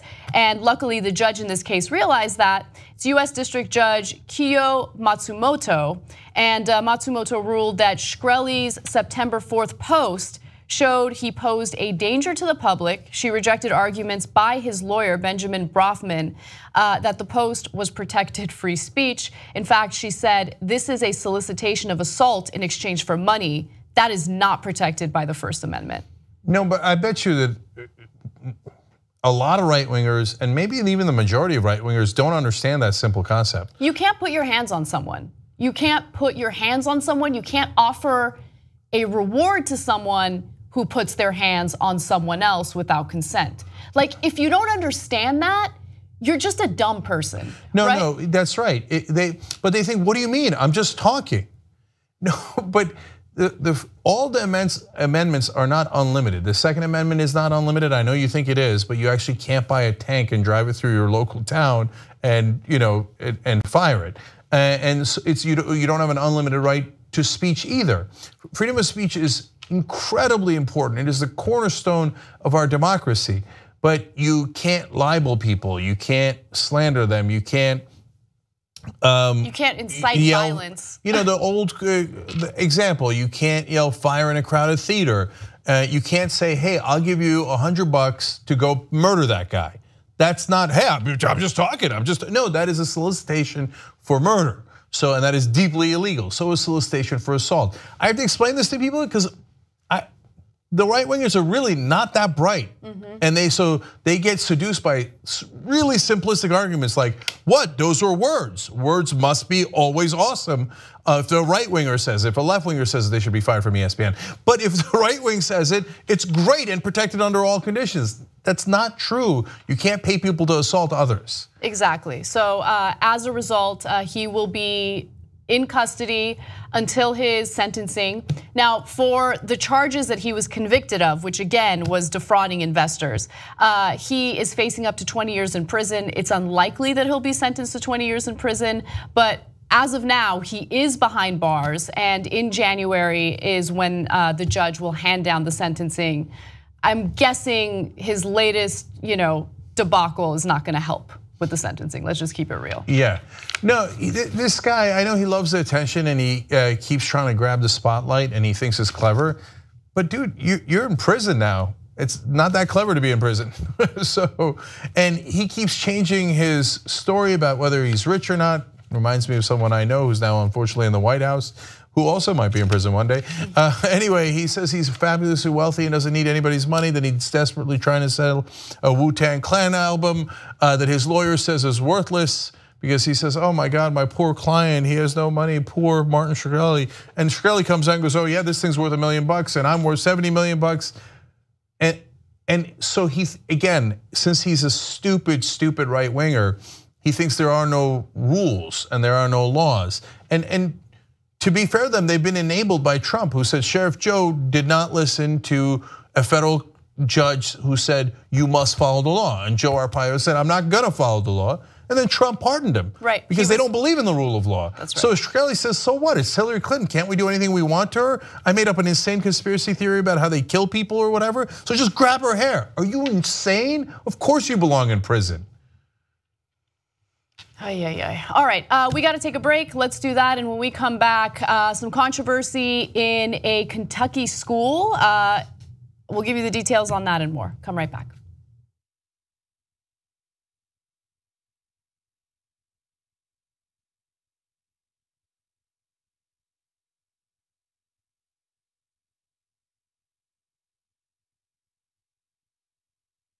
Hey guys, welcome to TYT Sports. Ben Mankiewicz here, and we have a new guest to introduce. Delighted to do this. Francis Maxwell is our World Cup expert. We're going to start here with Group A, which is Brazil, Croatia, Mexico. Brazil or Croatia are going to win this group. Unless weather hit Croatia, then maybe Cameroon. Mexico has no chance. You know who has no chance? The US. Literally no chance. Well, not sure if you're trying to piss me off or something, but not cool. What I told you about Mexico was a fact. What you were talking about US was simply an opinion. USA has no chance, that's a fact. Of course they don't. I might have been mistaken because in football, there's always a chance, even when there's no chance. Like I said, what you gave was an opinion, what I gave you was a fact. Calm the assholeness down. Like I said, in football, there are no facts about results. No one counted on Real when they blasted Bayern 5-0. No one counted when Brazil lost to Mexico in the Olympics. I was trying to be polite, but unfortunately, your bitchness got the better of you. Just like I said, the US has no chance. Personally, I'm rooting for Germany. I just think maybe Brazil and Spain will fight. Screw your BS. We all know it's Crimea for the win. Faster than whoever. Well, and you can see it within the first 2 minutes. You're like, these guys are just, they're fast. Absolutely, I agree. And they've always had that speed about them. They've always, it's always been about speed, but it's also been about. Hey, Cenk, what's up? Aaron, my VCR keeps flashing 12, but it's not even midnight. Go. Now, you guys are gonna think, especially my early behind the scenes footage, like I already went and looked at the comments in the member section. Because, oh, he's high, he's drunk. I swear to you, I'm not. Well, I just tell you if I am, right? And so I get goofy in the behind the scenes stuff. What's the need for the butter with this pretzel? This is already super fattening it up. You don't need to put butter on this thing. Why'd they make me do it, Bitsy? Why'd they make me do it? Hey, I'm just saying that this is known as the rear end guy. There's no way that every person he knows doesn't call him the rear end guy. I want you guys to see if you could see the lightning bugs. Whoa. Light them up. Light them up. Is it true, Ritzy? I will now watch it later. Bitsy, this is my cat. You know what his name is? Kiki Cat. Imagine him, isn't it? Hey, Kiki Cat. Kiki Cat. All right, this is Kiki Cat signing out.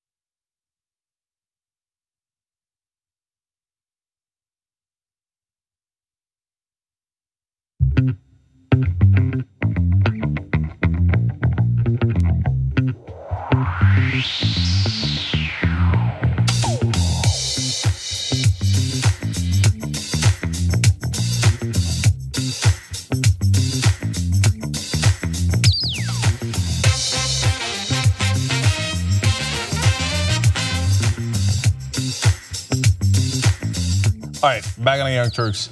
Heidi Dotson and Harry Woodward are members of the day. You guys rock. Become a member, get the whole show, watch it anytime you want, download it, stream it, no commercials. TRTnetwork.com/join, you knew it. We had one of the best post-game shows of all time yesterday. Of all time. It was me, Brett, and JR, and it got personal. It got real personal. Really? We talked about relationship issues. Jesus. Yeah. Jesus. White shirts. What are my thoughts? You don't want to miss it. Okay. In fact, Karina Hunter says, regarding the boy in the dress, why assume he's trans? Maybe he's just a kid who wanted to wear a dress. Who cares? Love the show. I hope JR is on the post game also. And Karina, you got your wish. He was yesterday, and apparently it was bananas. But luckily I'm a member, so I'm going to go back and check out yesterday's post game. You should. I think you'd like it. All right, tytnetwork.com/join. And Karina wrote that in on Super Chat on YouTube. All right, I'm going to read 2 tweets because they're funny. Heiserberg says, pretty sure most right-wingers think Antifa was a 90s rapper, and it's Queen Antifa. I like it. I think that's probably true. And the Mad Lib says, I predict the cost of lube in Shkreli's prison block will go up by 5,000%. Oh. That's a good reference to him jacking up prices by 5,000% on the drugs. Nice job, Mad Lib. Okay, forward. All right. A Transylvania student in Kentucky has been disenrolled from the university that he's been going to because of the fact that he thought it would be a good idea to harass one of his peers on social media because she happens to be a dreamer.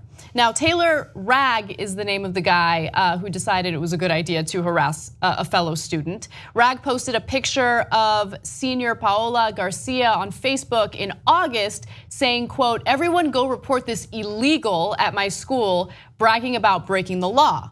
So here's a screenshot of what was put out there. Everyone go report this illegal. okay? And then he also provides a photo of Paola. Now, things got really bad when she started receiving threatening messages from all sorts of people. And so she went to administrators and hoped that they would have some sort of solution. She claims that at first they didn't do anything about it, and so she took matters into her own hands and she published a 6-minute long YouTube video, and we have a portion of it for you. Let's take a quick look. Okay. We don't have it right now, but that's okay.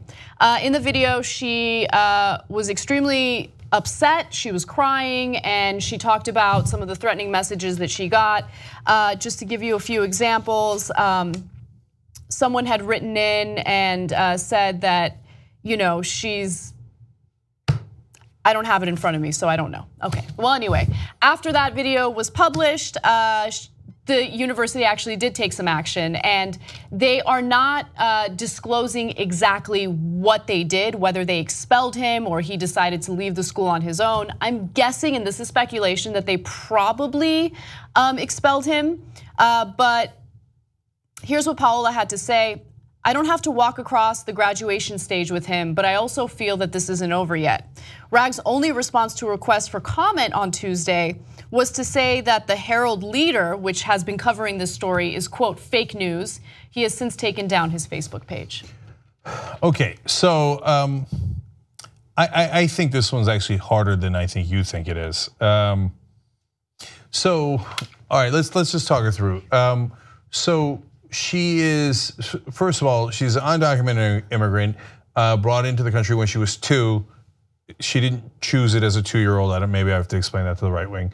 No, 2-year-olds, you know, they make those decisions on their own. They somehow miraculously cross the border without their documents, and then they stay here for the rest of their lives. I mean, at 2 years old, you have the ability to do that, right? So let's go ahead and punish them and harass them and treat them as if they're like subhumans. So anyway, Representative Steve King on TV today literally referred to Dreamers and said that they chose to break the law in America. Representative Steve King is the scum of the earth, okay? And so are the people who decided to vote such a hateful person into office. Really, children as young as 2 knowingly came into the country illegally. Dreamers, specifically Dreamers, are people who were brought into the country without their consent, without knowing what was going on, because they came in as children. Like, if you're unable to see that, I mean, I don't know what else to say to you. Yeah, so in this case, Paola was 2, this is her case. So, of course I agree on all that. I don't, so she is an undocumented immigrant. He points out that she's an undocumented immigrant and he puts up her picture. Do I think it's a bad idea? Absolutely, terrible idea. It could lead to her harassment, and it could even, maybe even in the Trump era, might even lead to her deportation. What a horrible, horrible thing to do to somebody this is the only country she's ever known. You would send her back to a place she never grew up in, doesn't know. I don't know if she knows the language. I don't know which country she's from. So it's such a terrible thing to do. So first of all, at the moment, she's protected by DACA. So you're not gonna get her deported because DACA hasn't, stopped protecting her yet, okay? Obviously, there's still a little bit of time before Congress needs to act. But it could happen as quickly as 6 months. That's true, it could happen as quickly as 6 months if, Congress doesn't reach a deal, or if, Trump continues going back and forth on this issue. But look, put the deportation part of it aside, because at the moment, she's not at risk of deportation. But here's what did happen. She started receiving significant harassment from all of these random people who don't know her, and he is the person, her peer is the person who directed all this harassment toward her, right? You can't have that. Like, what is wrong with that guy? Really, like, you have that much free time that you're gonna create this campaign to harass a fellow student? Yeah, no, of course, look, it was a terrible thing to do, but the question is, should he be expelled for that? And he's pointing out that she's undocumented. She is undocumented. She doesn't deny it. And him encouraging others to do something about it is the part where I think you've got a really great case that is harassment. So I just think that it's a little bit tougher issue. As an administrator, this is where it's on the line. He didn't say somebody go assault her like Kelly did with Hillary Clinton. but it was needless incitement. I just don't know if it means that you should be expelled at a school. And by the way, we don't know for sure that he was. He might have left voluntarily. By the way, if you're a progressive, Taylor Ragg's name's all over the place and his picture's now all over the place.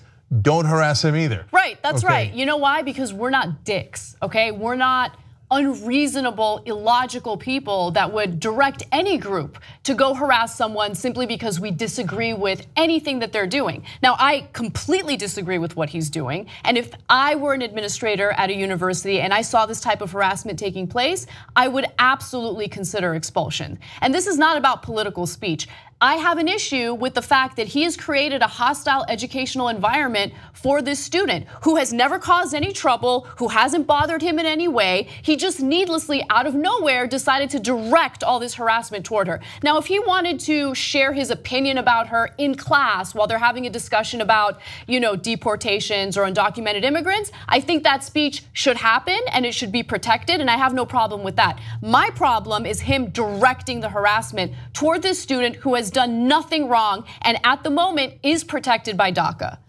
Yeah, and so he might have seen in the news that where Trump, under the Trump administration, ICE has deported people who've spoken out about being undocumented who were not protected by DACA. So they gave political speech about how undocumented immigrants should be protected, and ICE we covered the story, ICE would come in and arrest them right afterwards and deport them.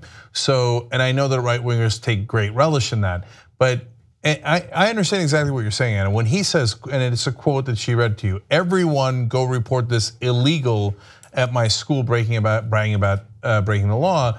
I worry that it's an incitement to action to go after her. At the same time, he didn't say assault her, he said report her.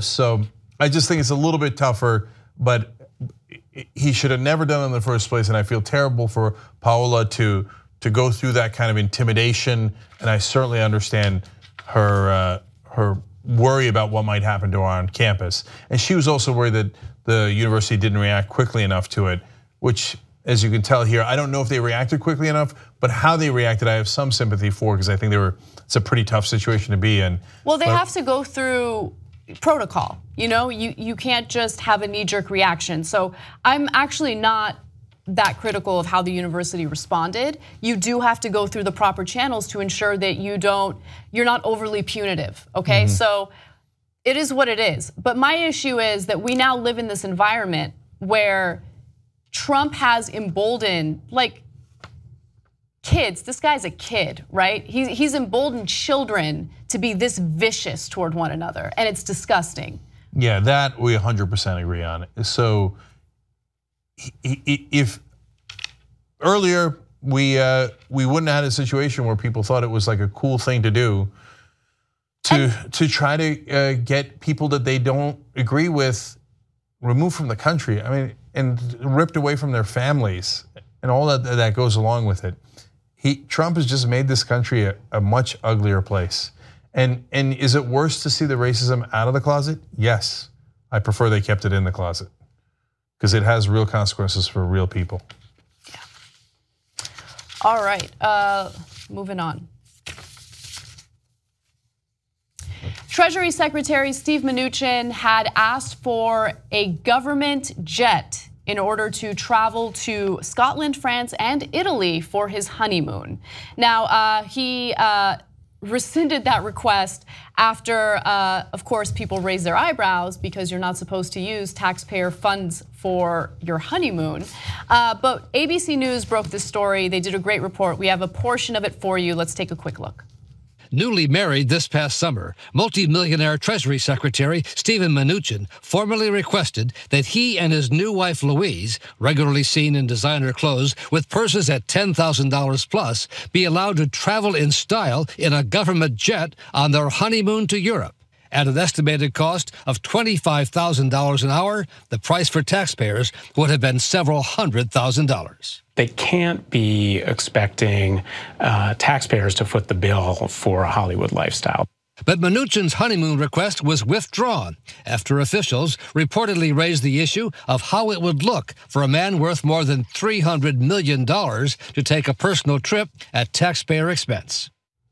So also keep in mind that Mnuchin is now being investigated. At least some of his actions using taxpayer money have are going through an investigation. So he triggered a review of his travel for using a government jet to travel to Louisville and Fort Knox, Kentucky last month. The Inspector General is reviewing whether he improperly used that trip to catch a prime view of the solar eclipse with his wife.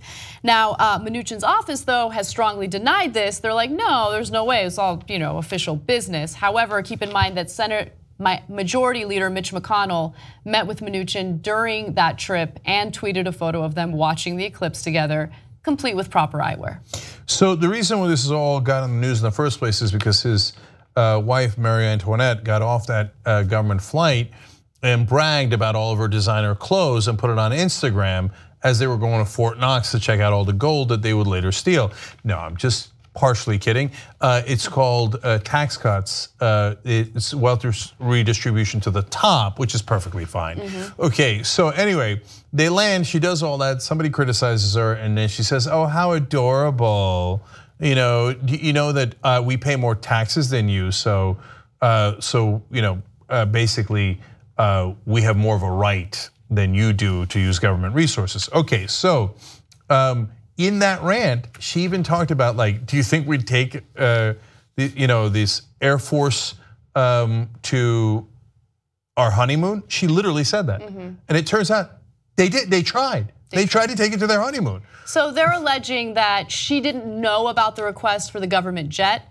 I don't know if I believe that. I don't care. What I do care about is that our Treasury Secretary, who has become fabulously wealthy off of foreclosing on people's homes in an unlawful way, has the audacity to ask for taxpayers to foot the bill for his lavish lifestyle. If you're worth hundreds of millions of dollars, how about you pay for your own private jet?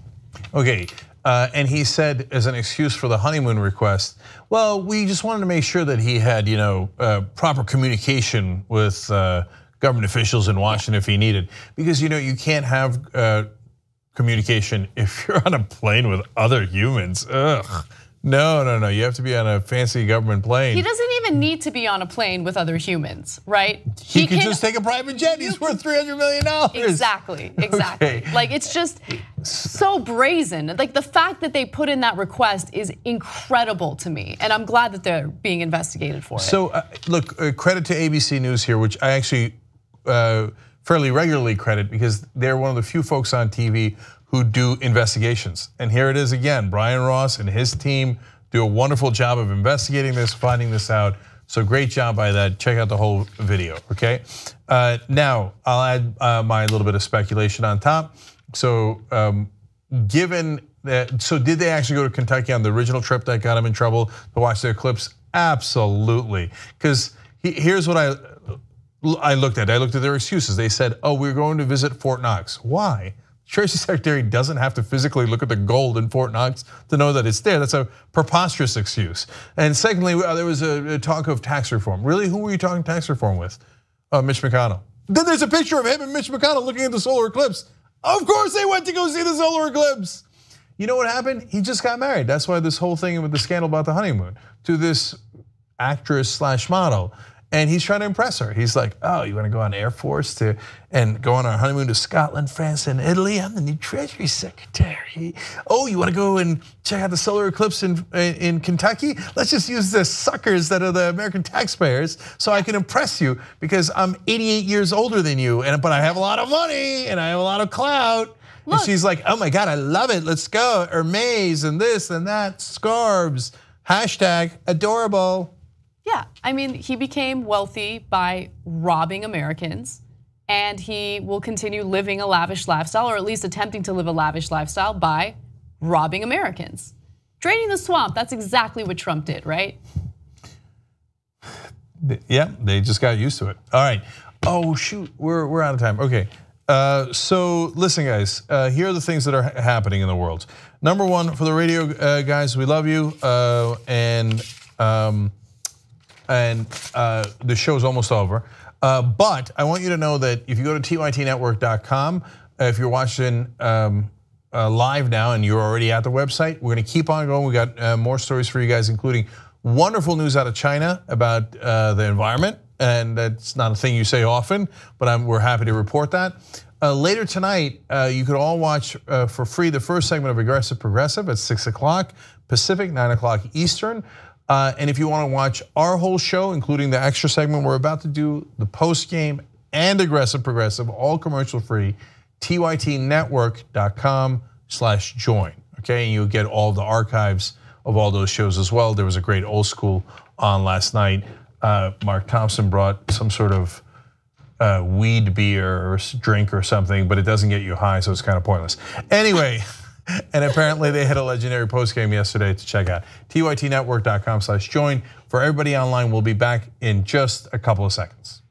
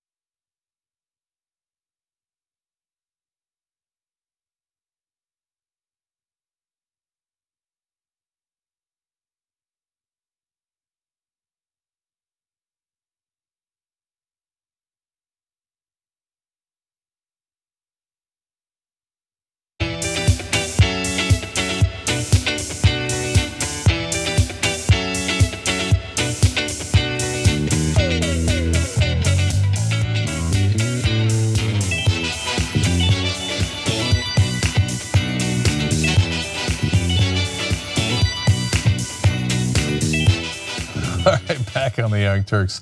All right, guys, breaking news, and it is unfortunate. North Korea fires a missile over Japan. South Korea says just hours after threatening to sink the island nation. And Japan's defenses were triggered. I mean, it doesn't mean that they fired back, that they were just gave a warning, and had their defense ready to go. And one of these days, those idiots in North Korea are going to try to fire a missile over Japan, and they're going to fuck up, and it's going to hit Japan. And then we're going to have fucking out of control, horrific goddamn war. So we would keep stirring that hornet's nest, and they keep stirring that hornet's nest. And Kim Jong-un is a spoiled little fucker who has never earned anything in his life, and he's a megalomaniac, and he thinks there's no consequences. Fuck, man, if they accidentally hit someone, Japan, Guam, South Korea, there's gonna be consequences, and it's gonna be for all of us. It's a disaster waiting to happen. You know the hydrogen bomb they just exploded? 17 times the size of the bomb we dropped on Hiroshima. Wow. And so they have that capability. They now already. definitely have it. And Jesus. Hiroshima killed 100,000 people. The bomb in Hiroshima. And it's 17 times stronger. Now the missiles they're firing don't have nukes on them. So, okay, but they do have the nukes, and they do have conventional missiles. So God help us all. This is really bad. All right. Let's do a little bit of good news. Okay. Okay. China has officially rolled out a plan to ban gasoline cars, and this is of course a very ambitious goal that they have, but they are extremely serious about it. In fact, the Deputy Minister of Industry and IT said that the ministry has started planning out a timeline for the end of petrol and diesel cars. China, just to give you a sense of how huge China is when it comes to the automotive market, sold 28 million cars last year. That's a third of the 88 million cars and vans sold around the world. So they're a huge player. And so if they plan on banning gasoline vehicles in a certain amount of time, that's gonna have an impact on all these other countries that buy foreign cars. So if you're GM or Toyota or any of these car makers, and all of a sudden 1/3 of the entire market says we're not going to buy those cars anymore, you know what you're going to do? You're going to stop producing them. So this is enormous. It has massive effect. So I don't often agree with the Chinese government, but this one is going to help tremendously. Look, but also proper context, China now is the leading producer of greenhouse gases in the world. We used to be the leading producer of greenhouse gases. We used to be #1. Thank God we're not anymore. But remember, China has 4 times as many people as the United States. So now that they've become more industrialized, they have all the consequences for that. And unfortunately, those consequences are worldwide. Now, also it's local. The pollution is more direct. I mean, the greenhouse gases go and cause climate change, which has horrific consequences for all of us. But the pollution they can see with their eyes. Yeah. And they breathe in every day, and it is absolutely out of control in their major cities like Beijing and Shanghai. So they're finally taking action on it, and it's significant action. So this is very good news for the world. Right, and it goes further than wanting to outlaw gasoline cars.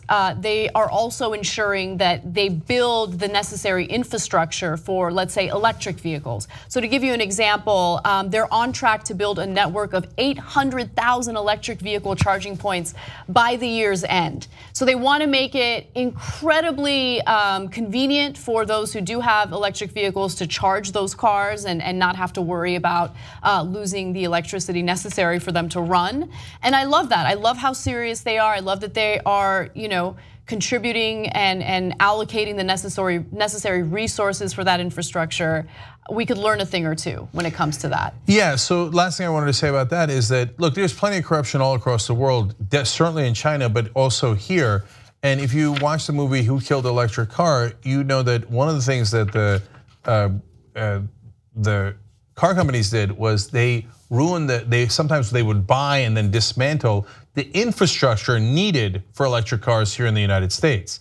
And that set this country back decades in getting better on climate change. And then, by the way, also having cars that run on cheaper energy sources. So, and the oil companies must have been thrilled about that too, et cetera. And so the corruption here allowed them to do that, because here in America, you could legally bribe politicians. You just call it campaign donations or independent expenditures, and they don't work for the public. They work for private interests because they're financed by private interests. So the giant car companies did institutional corruption in the United States that set back the whole world. Now in China, where there is plenty of corruption otherwise, they're saying, well, you can't do that. The government has just decided, sad day for you, we're getting rid of all those cars, and yes, we're going to put in the infrastructure for electric cars so that we can make this possible. All right, one more story for you guys. Student loan debt continues to be a huge economic burden for people in the US. And as a result, now there are certain financial organizations that are trying to encourage employers to offer student loan debt payments as a benefit. So Fidelity is an example of that. Fidelity Investments just recently introduced a program that will let employers make regular payments to their employees' student loan accounts, much the way companies already pay into their workers' 401ks or healthcare savings accounts. So a spokesperson at Fidelity said the following: we've seen big demand for a benefit like this from both large companies and small. It's a significant tool that can be used to recruit new employees and retain existing ones. So right now, the workforce is increasingly becoming concerned with benefits. And some people are even putting off investing in 401ks or retirement plans just so they can pay off their student loan debt. And so I love that Fidelity Investments realize that, hey, maybe there's a tool that we can provide for employers, and it could be a good tool to bring in, talented, skillful workers. So it's a good program. It is also a little bit of optics. It's a way to get millennials to be more incentivized to work for you, because that's their immediate need, and it's very real and it's significant. But it really doesn't help that much. I mean, you could either give them a higher salary or you can pay off their student debt. Now, what would help is if the government passed a law saying that employers can pay off that debt pre-taxes, as they do with the 401ks. So that already exists for 401ks, and that's why people put into 401ks, because obviously if you've got $100 as your salary, and you're going to pay $30 of taxes on it or whatever you pay, $20, $15, et cetera, you're going to have less money to put into your 401k after taxes. So putting in pre-taxes is clearly an actual advantage. And if you did that for employers getting rid of student loan debts for their employees, that could be really beneficial. But that requires government action. Yeah, it does, and that's not going to happen. So that would require the government to care about students. That would require the government to do something, anything. Anything that's helpful to the public at all. Which, it seems unlikely. And that's not just a knock on the Trump administration. There was a lot of that in Congress during the Obama administration as well. So I don't have a lot of hope for that.